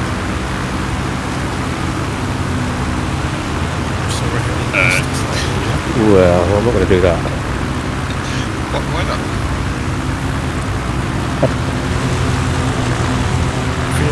Nobody's on it. Oh, that is such a fun takeoff.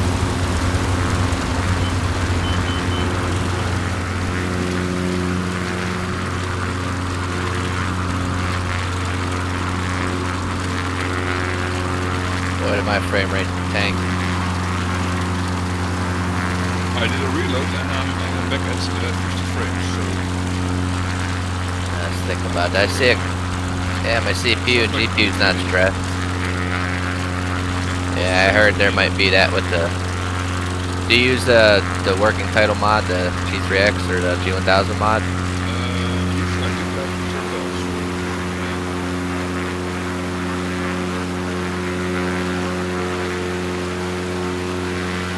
How'd you reload? Just escape and restart? Did that load you back in where you first come in the world map?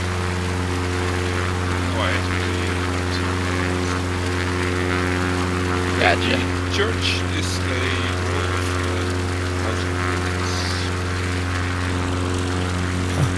Okay, it looks like it's got a white track behind it. I'm slightly behind you guys, just waiting for the name tags to disappear to take a nice screenshot. It's not worth it. It's just blocks of flats. Interesting. Yeah, somebody built flats there. Alright, which heading are we heading out? 260, please. Copy. Sorry, 250 for 9 miles. You need 7,000.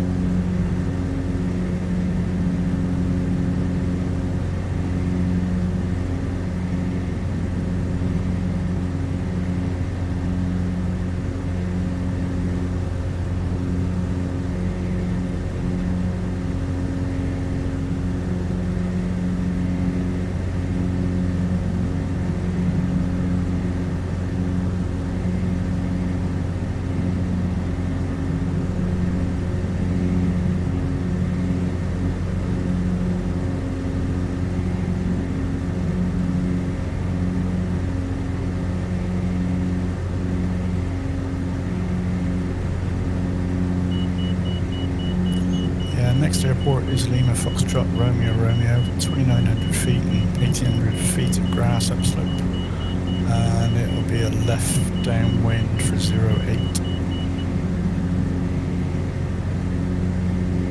Chateau de Montmeilleur.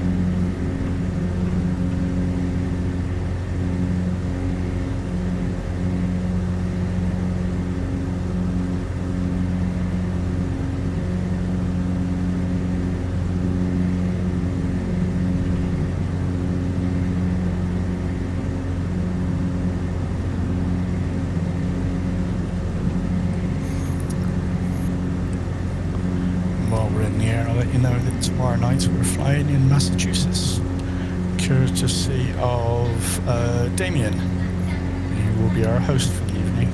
Hey, that's me. That'll be you. Yeah, looking forward to it. Hopefully the live weather is good. Not to check the forecast, but we've had clear skies the last couple of days over here in Massachusetts, so. Okay, cool. I flew the Massif route what? myself. I'm sorry?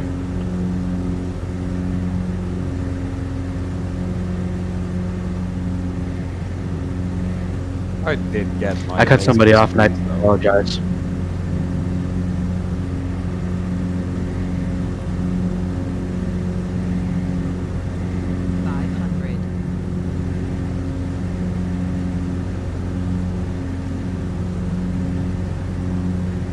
Yeah, we'll get all the routes and the maps and the like posted up this evening in next event too. So they'll be available either tonight or in the morning when you get up.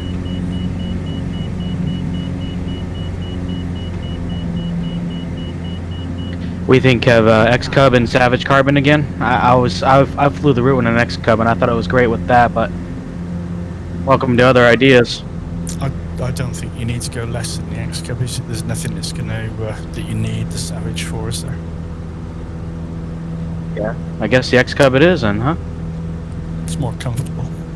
Yeah. Actually, I'm seeing a really pointy mountain to our left. Is that the Matterhorn? Let me check. Interesting point. No, it's not. Matterhorn is taller peak. It's another pimple.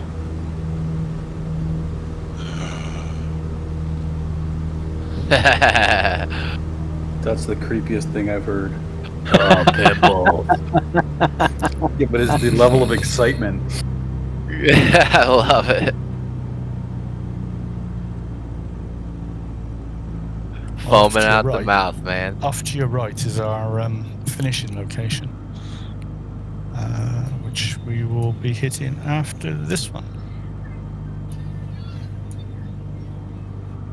Yeah, that restart did it for me for that memory leak. So that was Yeah, cool. same for me.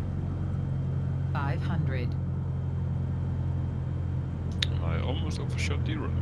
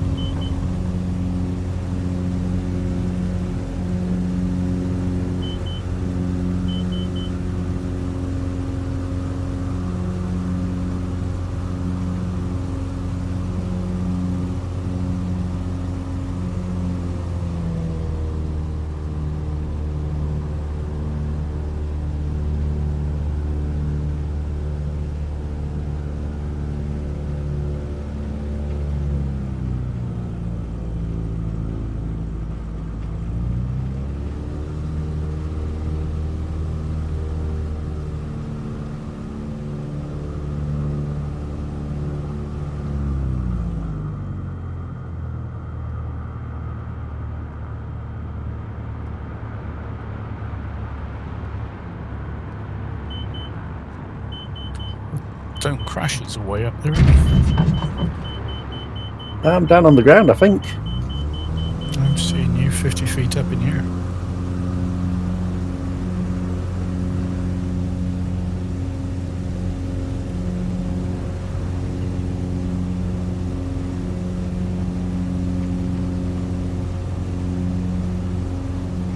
Oh, there's actually a castle here.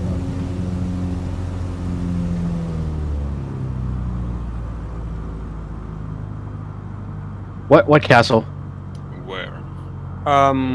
Look at where Engine Goose is flying. Engine Just behind Goose. me, there's a castle. I'll have to see if I can catch it on the way out. So another thing about tomorrow's flight, you guys all ready to start talking like you're from Boston? Aye. Do we?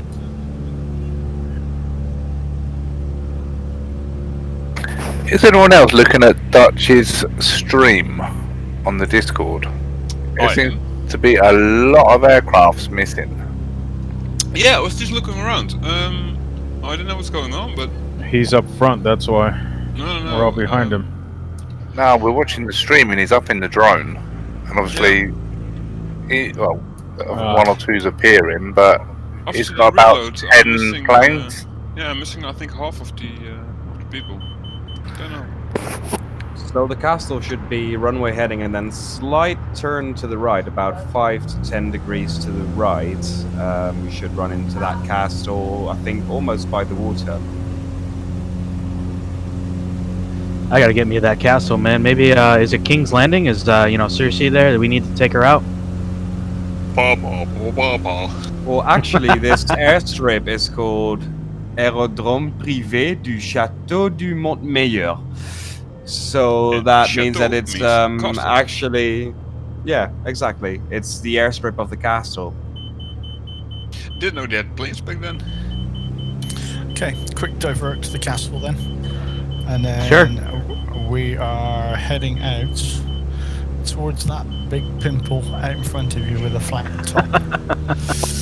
Which is called Mont Aiguille, 6,600 feet, and it's a 3,000 foot grass strip on top of it. Right downwind 407, which is a gentle upslope, and full stop. Has anybody actually flown in Croatia? I'm sorry, Kevin, go ahead. Yeah, I have. I don't think we've flown as a group there. I have in real life, it's stunning. Okay, we'll have to have a look. Right then, guys. Flaps, brakes, power, and away we go. Enjoy the trip. Let's look for that castle. Thank you, Princess Peach is in his castle. Or just our bloody luck is she's in another castle and Toad will be there to tell us. I see it. I'm Yeah, flying it's over right it. here to the right. Yeah, I see it. That's awesome.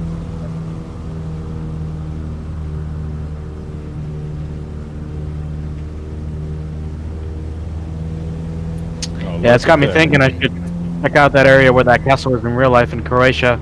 My brother went there a couple months ago, and he said it was awesome. Dubrovnik. Yep. The castle is only at the down scenery, or is it?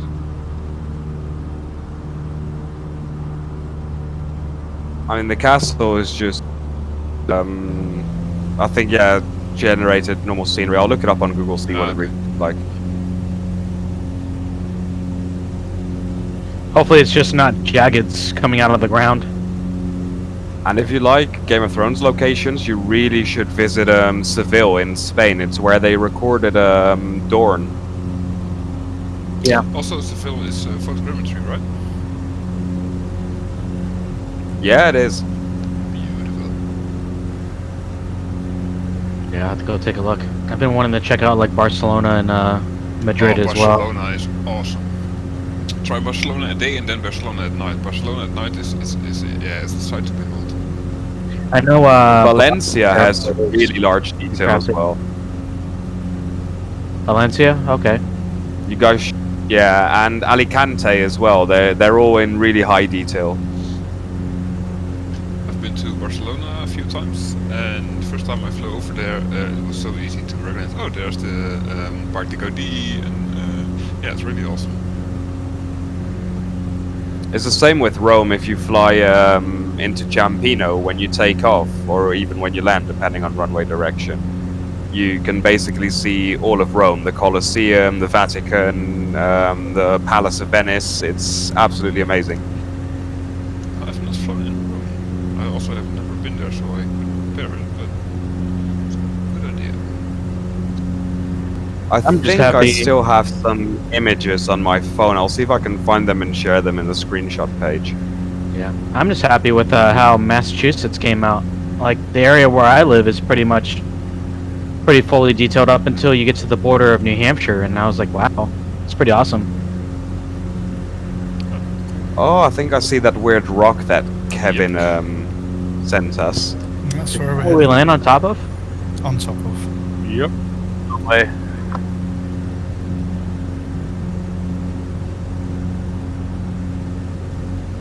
It's interesting that it actually looks like it's runway length, the rock.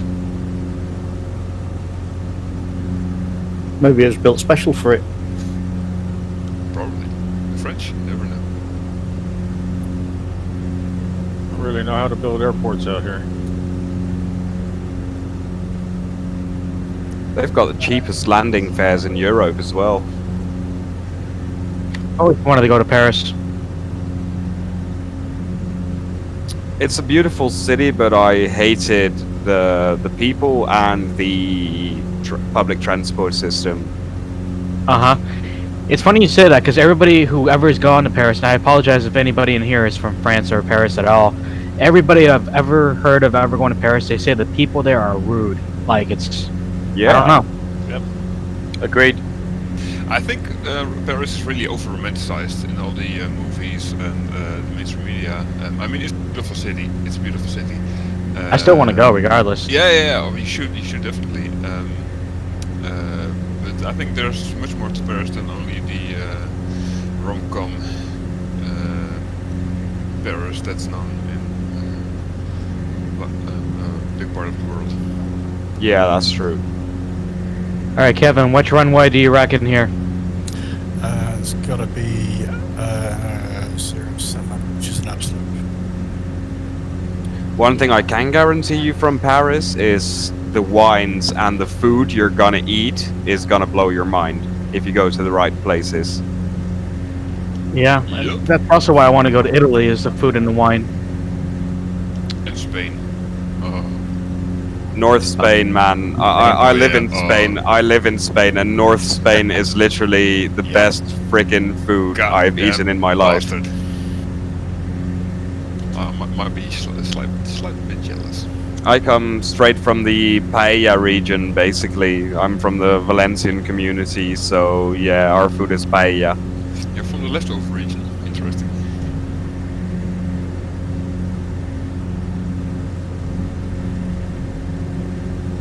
Yeah, I'm actually really close to what the Dutch love very much, Benidorm.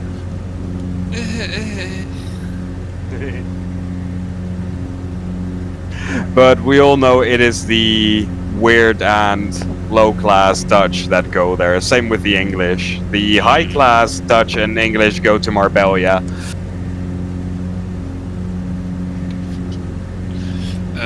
They don't go there at all. Catalonia. Oh man, the food there. If you go to the small mountain villages, yeah. If you go to the cities, heck no.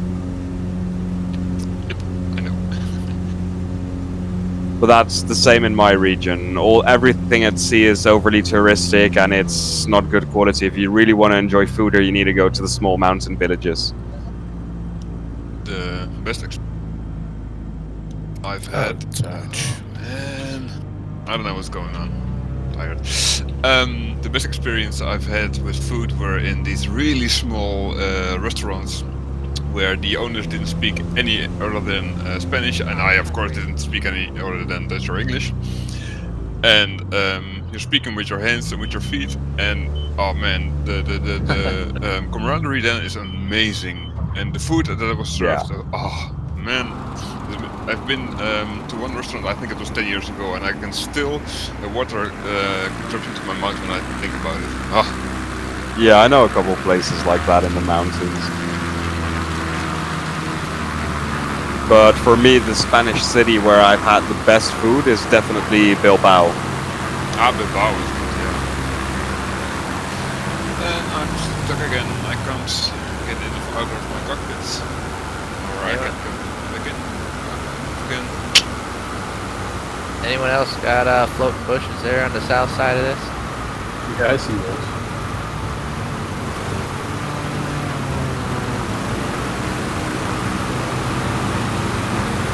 Another great place for food is Santiago de Compostela. Never been. The food there is mind-blowing.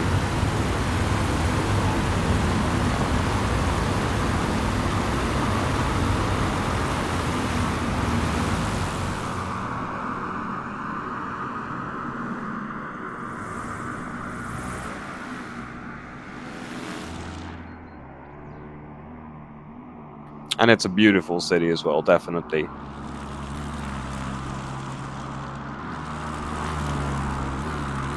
Right, gents, that's your lot. Can I suggest just as a little treat, just power up your engines, drive off the end, kill your engines, and dead stick it into a field down the bottom, off to your left as you go down the hill.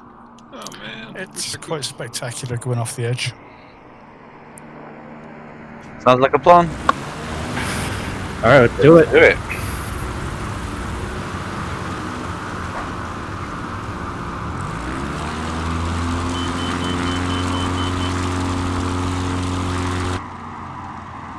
Ooh, are we going? Ooh. Yeah, they're going. Just fall off the edge.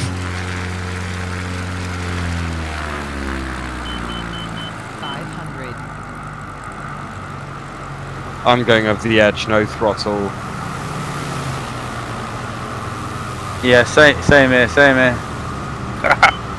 Mind the lump near the Engine end. dead.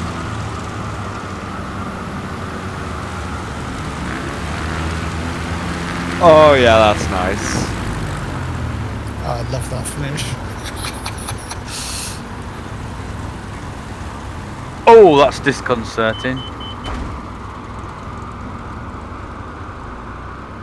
So is there a preferred edge to fall off of? Compass heading. Oh, that's brilliant looking back on this. It's like lemmings. Bonsai!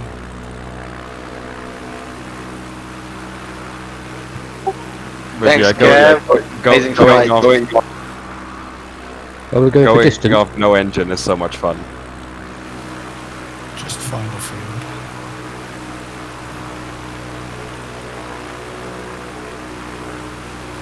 Another rule for Spain, Dutch, it's a rule that applies for England as well. At least that's what they told me in England. And someone once in England said to me, I'm gonna take you to a proper dirty calf.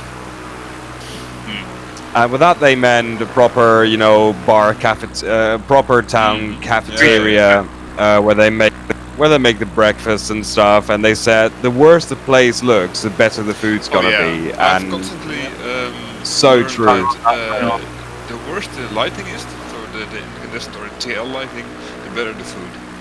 And the better the people. Yeah, that as well. If you guys ever come to the United States, the worse the neighborhood is, the best the fried chicken is. As bad as that sounds, that's absolutely true. Man, I had an English teacher from Brooklyn, and she told me that her grandma used to make deep fried Mars bars, and I don't know why, but I kind of want to try that. Well, she's Scottish, man. Fried butter. Deep fried butter At on the stick. moment, they're doing all sorts. Deep Yeah, fried Brussels sprouts and roast potatoes and all sorts. The chip shop near us does deep fried Mars bars. Horrible things. So sickly.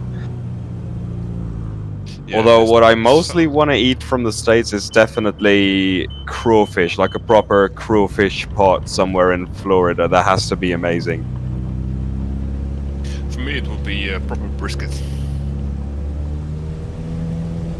Amazing. I can hear all the birds like whistling in the trees and that, with the engine off in the field. Crazy. I didn't know the VL3 lost its brakes when you shut the power out. Yep, this would be hydraulic pressure. Yeah. Yeah, it's a nice change of pace from roaring engines to silence like that. It's nice. It's a treat. Also, I really like that auto rotation apparently works, because just I was about to land, my propeller stopped turning. So it actually turns with wind resistance. That is cool. Yeah, I can't stop mine while I'm in the air. It just keeps going. Mine, I just lean the mixture right out and it kills it eventually. I pulled the prop out and it stopped it in the VL3, and as I got rolling down that hill, it fired back up on me. I had to turn the fuel off. Oh yeah, I just turned the ignition in the I turned all the keys down, so that worked.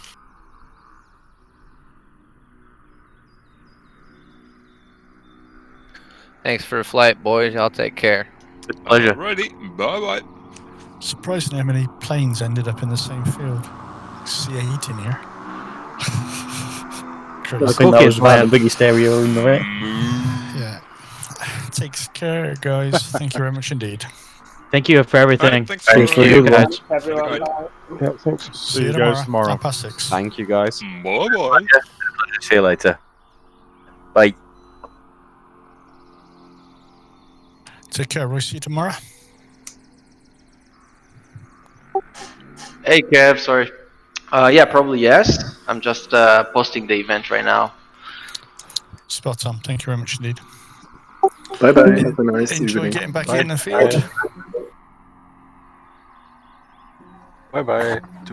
Till tomorrow.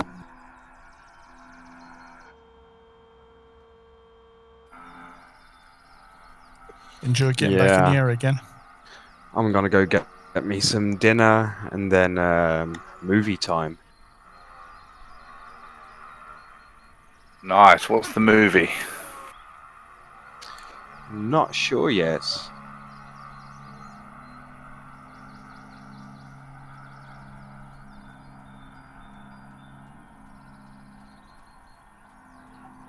Alex, are you free sometime for a chat? I've got some Spanish-related questions. Sure, no problem at all, mate. I mean, tomorrow, for now, I have no plans. Let me send me a message tomorrow and ask me if I've got time, yeah? Because basically, I'm not sure if I'm meeting up with someone tomorrow. If I am, then I'll be obviously busy. But if not, just hit me up whenever you're available, and I'll see if I can have a chat with you. All right, nice one. Thank you very much. No problem, man. Hablar en español. He wasn't expecting that. Hablando en español, ningún problema. Ah, muy bien. Me gusta mucho. Nobody expects the Spanish Inquisition. Exactly. Oh, that was really awkward when I went to Mexico in March, because we went to the Tulum temples, and then the little Mexican lady started explaining about how us Spanish brought influenza and how about us Spanish destroyed the place, and me and my mum were just standing there like, wasn't me. and then no, I just whispered to my mum like, I wish I brought a spike with a Spanish flag and I would have reclaimed the territory, but unfortunately I couldn't have done. I couldn't do it. Yeah, it's really interesting to see that the segregation is still so actively upheld. I've been to Guatemala a few times over the last years, and there's exactly the same. The Spanish and the indigenous, like the Mayans, the separation is vast. Yeah, it definitely is.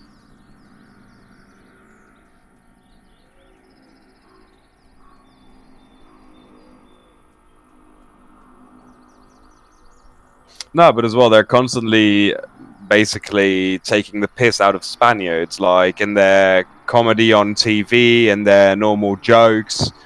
They're constantly taking the piss out of Spaniards. It's really funny. I mean, That's what you do with Spaniards, right? I mean, I have to admit, in Spain we do the same with people from Mexico and South America. So in that sense, Yeah, of it's course. equal. But still, yeah, it was really funny being Spanish in Mexico. I think we have the same relation, me as a Dutch guy, with the Belgians. Yeah, I mean, the Belgian. There's only one Belgian comedian that I like, and that's Philippe Reubels, because that guy just has the driest, most savage humor I've ever heard come out of a Belgian man. Yeah. I'm from Enschede, which in 2001 there was a huge fireworks explosion in the center of the Yeah, town. I know Enschede. And a week later, I think we went on holiday in Belgium, and they had the most ridiculous jokes about the about the fireworks explosion, and yeah, it was really Yeah. good. Good times there. And then in Holland, obviously, you have the jokes about dumb Belgians. So Yeah, of course. But they've got their own jokes about the Dutch, so it's all good. Yeah, definitely. Alex, what's your in-game name? Engine Goose. Because sure, why not? Yeah, I wanted to change it from the standard name that Xbox account assigned me, so it didn't accept half the stuff I tried. So then in the end, I just thought of Sully, and I called myself Engine Goose. Oh, okay, yeah, sure.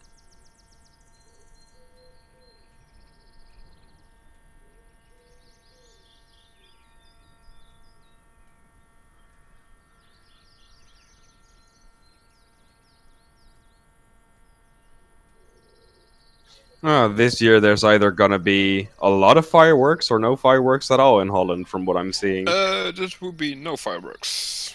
There's a ban on fireworks this year in the. Yeah, which is exactly why they're gonna blow up cities.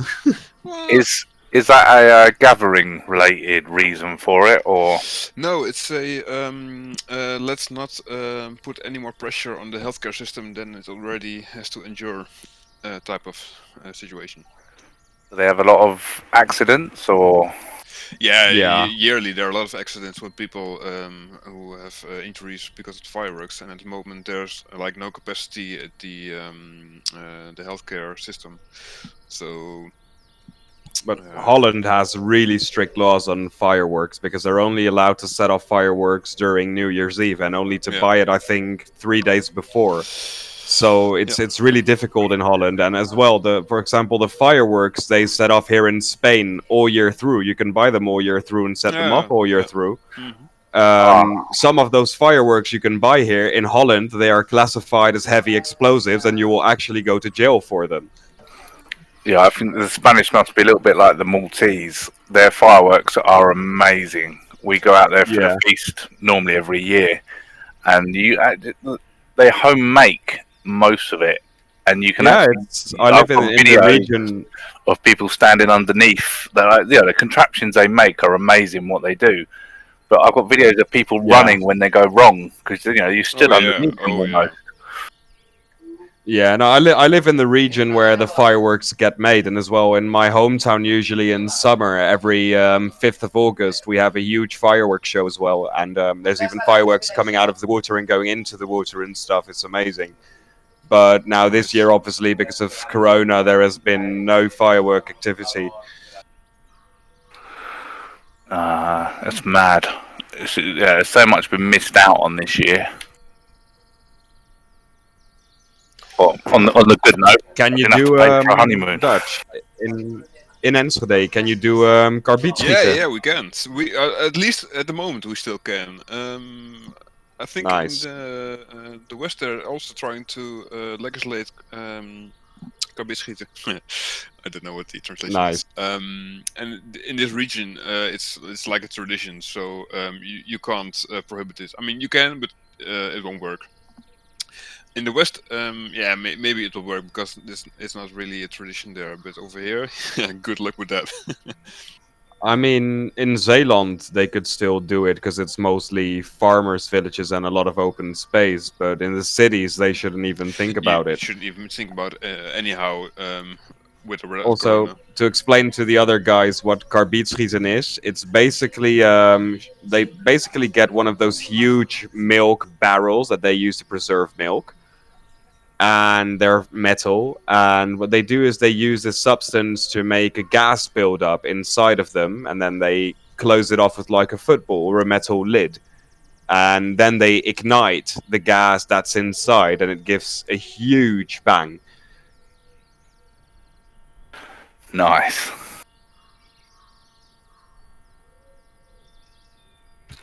I remember the first time I went out to Malton at the fireworks. It's like it's actual military explosives going off. You know, you're a mile or two away, and the ground Yeah. is vibrating. And you're like, "Wow, this is awesome." Yeah, and sometimes as well, I've like fully felt the blows of the shock waves, you know, push against me. It's quite impressive when they light off the 50-inch shells and the 40-inch shells. They seriously blow really If hard. you like to have a look at what karbiedschieten is, I posted a link in the lounge.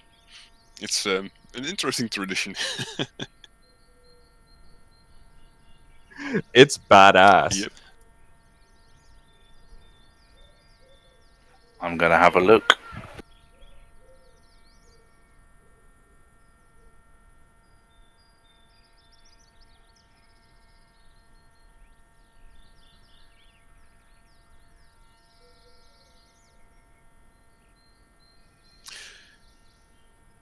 Also, where I live near an debunked airfield, debunked military airfield, and one of the people around the airfield has one of the old AA guns from the wartime, the Second World War, in his backyard.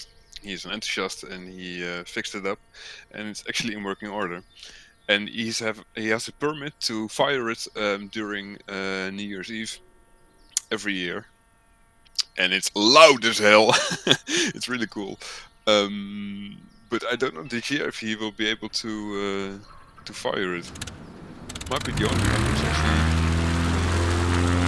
able to make some badass noise.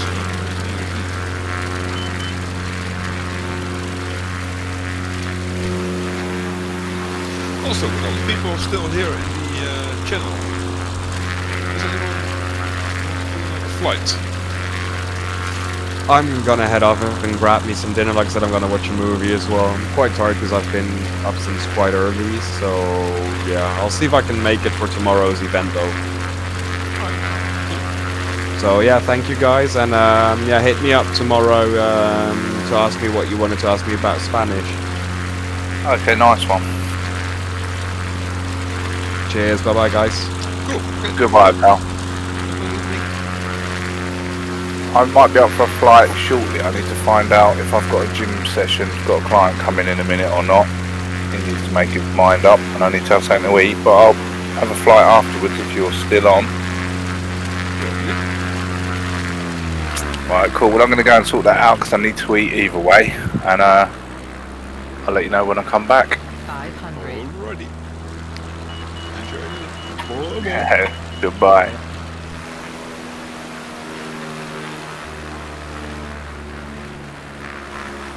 Yo, Rebecca, you're really silent. What's up?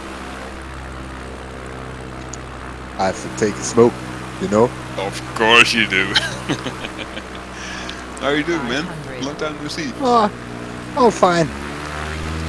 Long waiting for my GPU, but now Oh yeah. What brand did you buy? Gigabyte. Ah, okay. I'm waiting for an Asus. It's the only one that was possible to buy.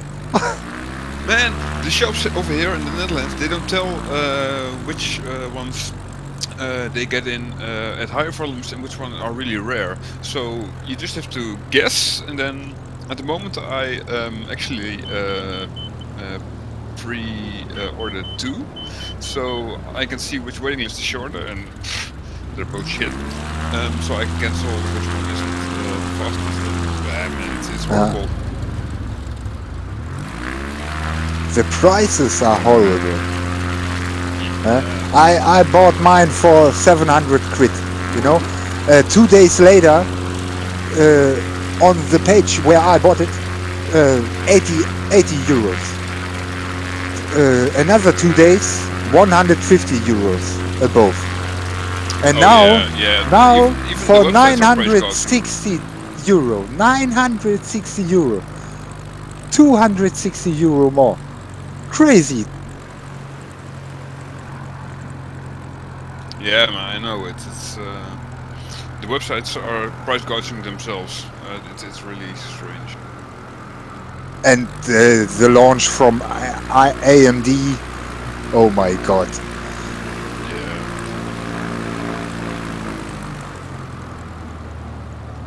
And the prices are also terrible. Yep. So, flight, where? I don't care. Anywhere. I looked at the new USA update, and I did some. I did a few flights around some points East Coast, and I was really underwhelmed. But I haven't looked at the West Coast additional updates. Yeah, sounds good.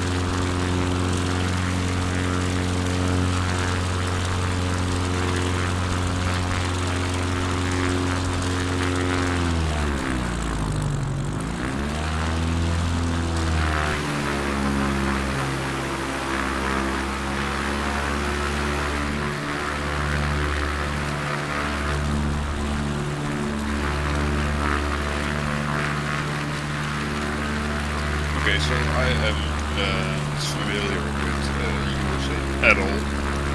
What is this one? Monument Valley. I think I've heard it before. It's a impressive sight to see. Have you flown there? Nope. Today is the first time I flew since the latest patch. Alrighty. Wanna have a look around there. Then let's go to 03 UT. U would be Uniform Tango. Yeah, 03 Uniform Tango.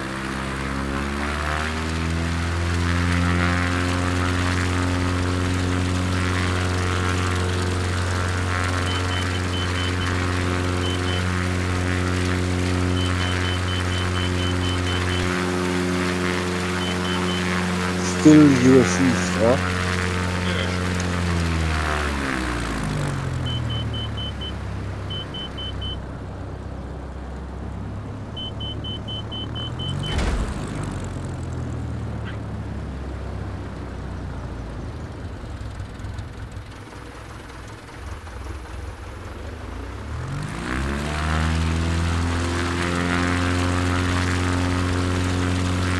VR for everybody comes on the 23rd, no? Yeah, man. Even my Oculus Rift S is supported. Which is awesome. Yep. Oh, it's busy here.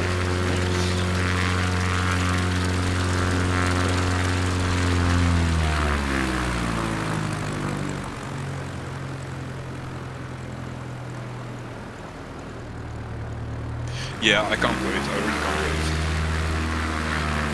Yeah, me too. It's the only reason for the new GPU. Yeah, for me as well. I was doubting, should I get it? Maybe yes, maybe no. And then I said, yeah, I really enjoy the VR in Spain. So I'll definitely enjoy it in here. So it's worth the for me.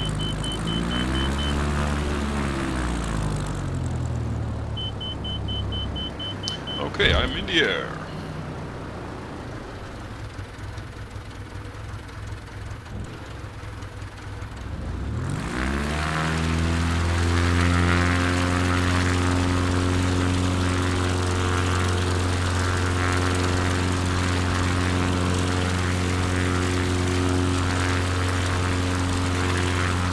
Is anybody else in the channel joining us?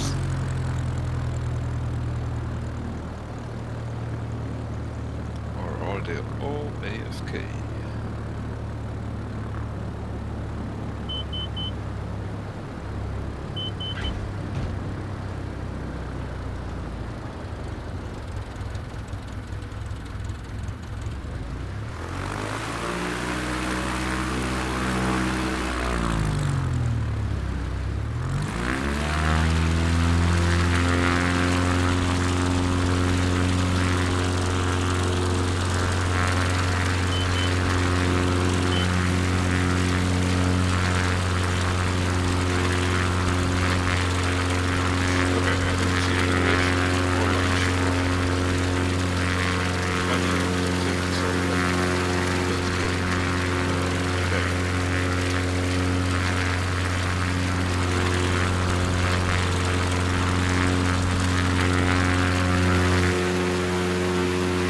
Oh, by the way, Rebecca, woohoo! Have you tried the Savage Carbon? Yep. Nice. It updated today, so there's a new version. Today? Yep. This version I didn't try. Okay. I have to yeah, update. The carbon containers, they're awesome. Or the Savage Carbons. I really like them.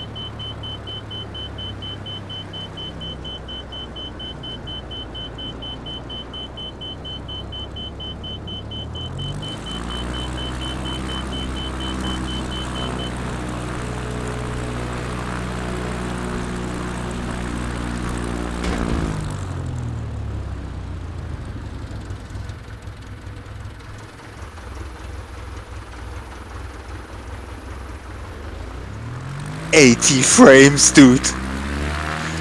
On 4K. Shush. I'm at 60. Everything on ultra. Really? Maxed out, dude. Yeah, I'm mostly on ultra, some things on high, and I'm at only at 1080p, and I'm at 60 frames. I don't try 1080p. Also, this game has what's it called again? The upscaling. Yes, this game has upscaling function. Yeah, but I mean the 3000. DLSS, you Yeah, mean? DLSS. Yeah, exactly. No, I don't think so. Okay. I mean, I've seen some. Maybe I have to take a deeper look.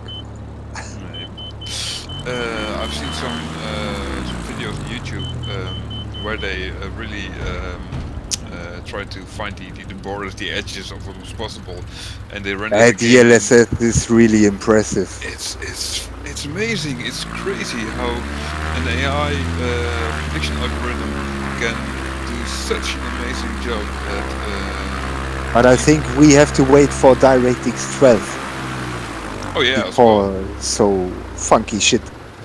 But still, I was amazed that some guy played Control, game Control, and then he rendered it at 270p and upscaled it to, I think, maybe 1080 or 4K or whatever, like a normal playing resolution.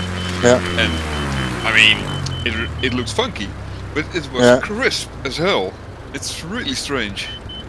Here, there's a filter option where you can make the graphics like painting, like an oil painting. It looks so funky. Oh, by the way, I wonder if this train is, if you can fly through it, probably. Because all the other new updates, the train you can fly through, it's really... Oh no, this one. Oh, okay, interesting. Yep, interesting. Inside the mount.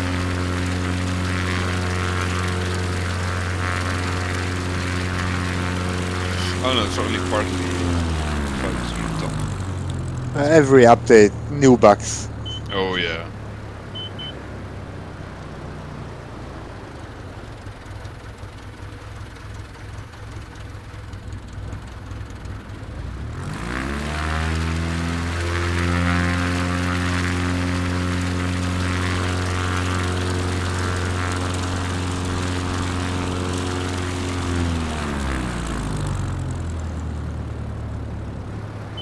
Oh man, but you were really lucky to get a card this fast.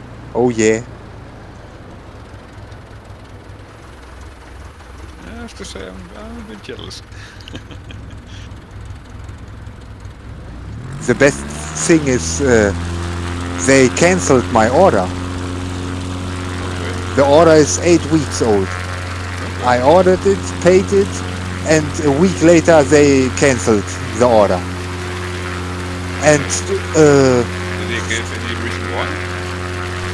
no stock, out of stock. Yes. And out of stock and no information when the next stock is available.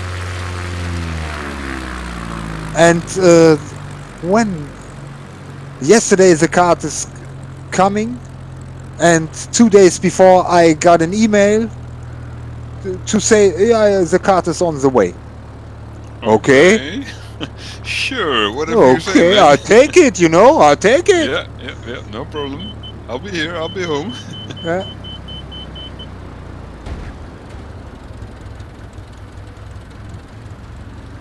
But the possibility was there that I bought another one. Yeah, I'm currently in the running for 2. I don't, But then I can sell it for the 1,000 quid. Yeah, of course. Crazy dudes. Partly, I'm like, yeah, okay, I can afford to be ready for 2. If I get one and the other one is like, you have to wait 900, okay, I'll cancel. But if they like they ship on the same day, I'll just sell it then. Yeah. Or maybe SLI, you know? Yeah, well, I mean, in the winter that's okay. In the summer it gets really hot in here. I have small apartments. My card is only at 65 degrees. Yeah, but this because it doesn't have to do anything. God damn it. Oh, he is quite under pressure, you know? 95%. Uh-huh.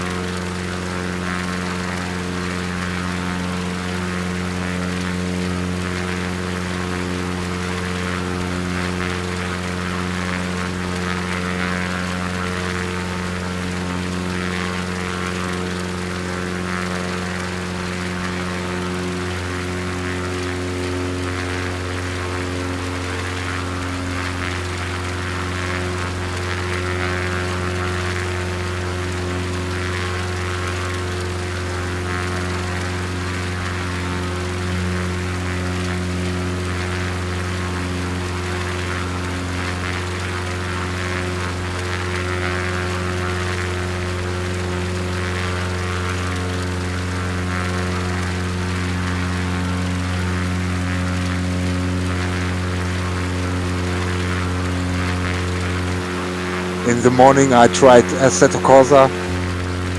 Dude. Endlich alles auf volle Pulle.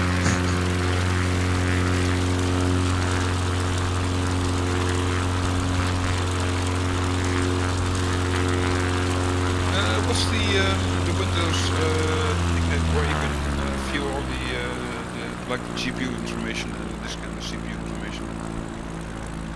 It's not really of mine. In the task manager you can see quite a bit. But if you want to see more proper information, you need another tool. 500. Third party tool, I think.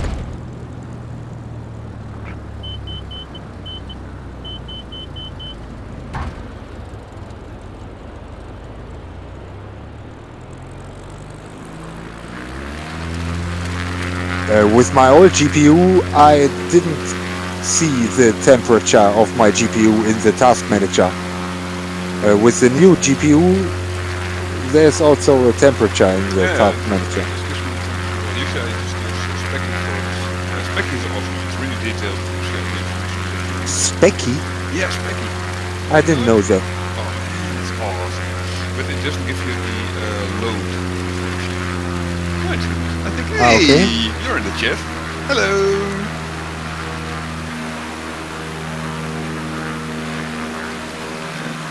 There are lots of people here.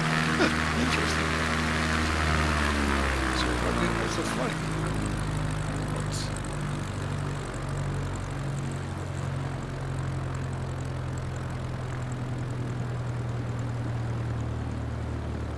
Okay, looking backwards and trying to actually fly is not really my forte.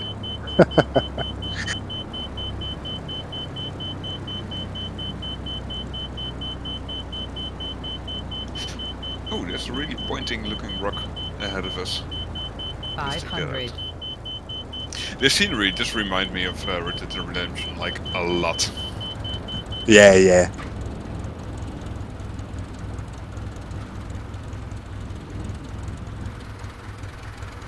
I have to say, after flying here for a few months all around the world is an amazing place.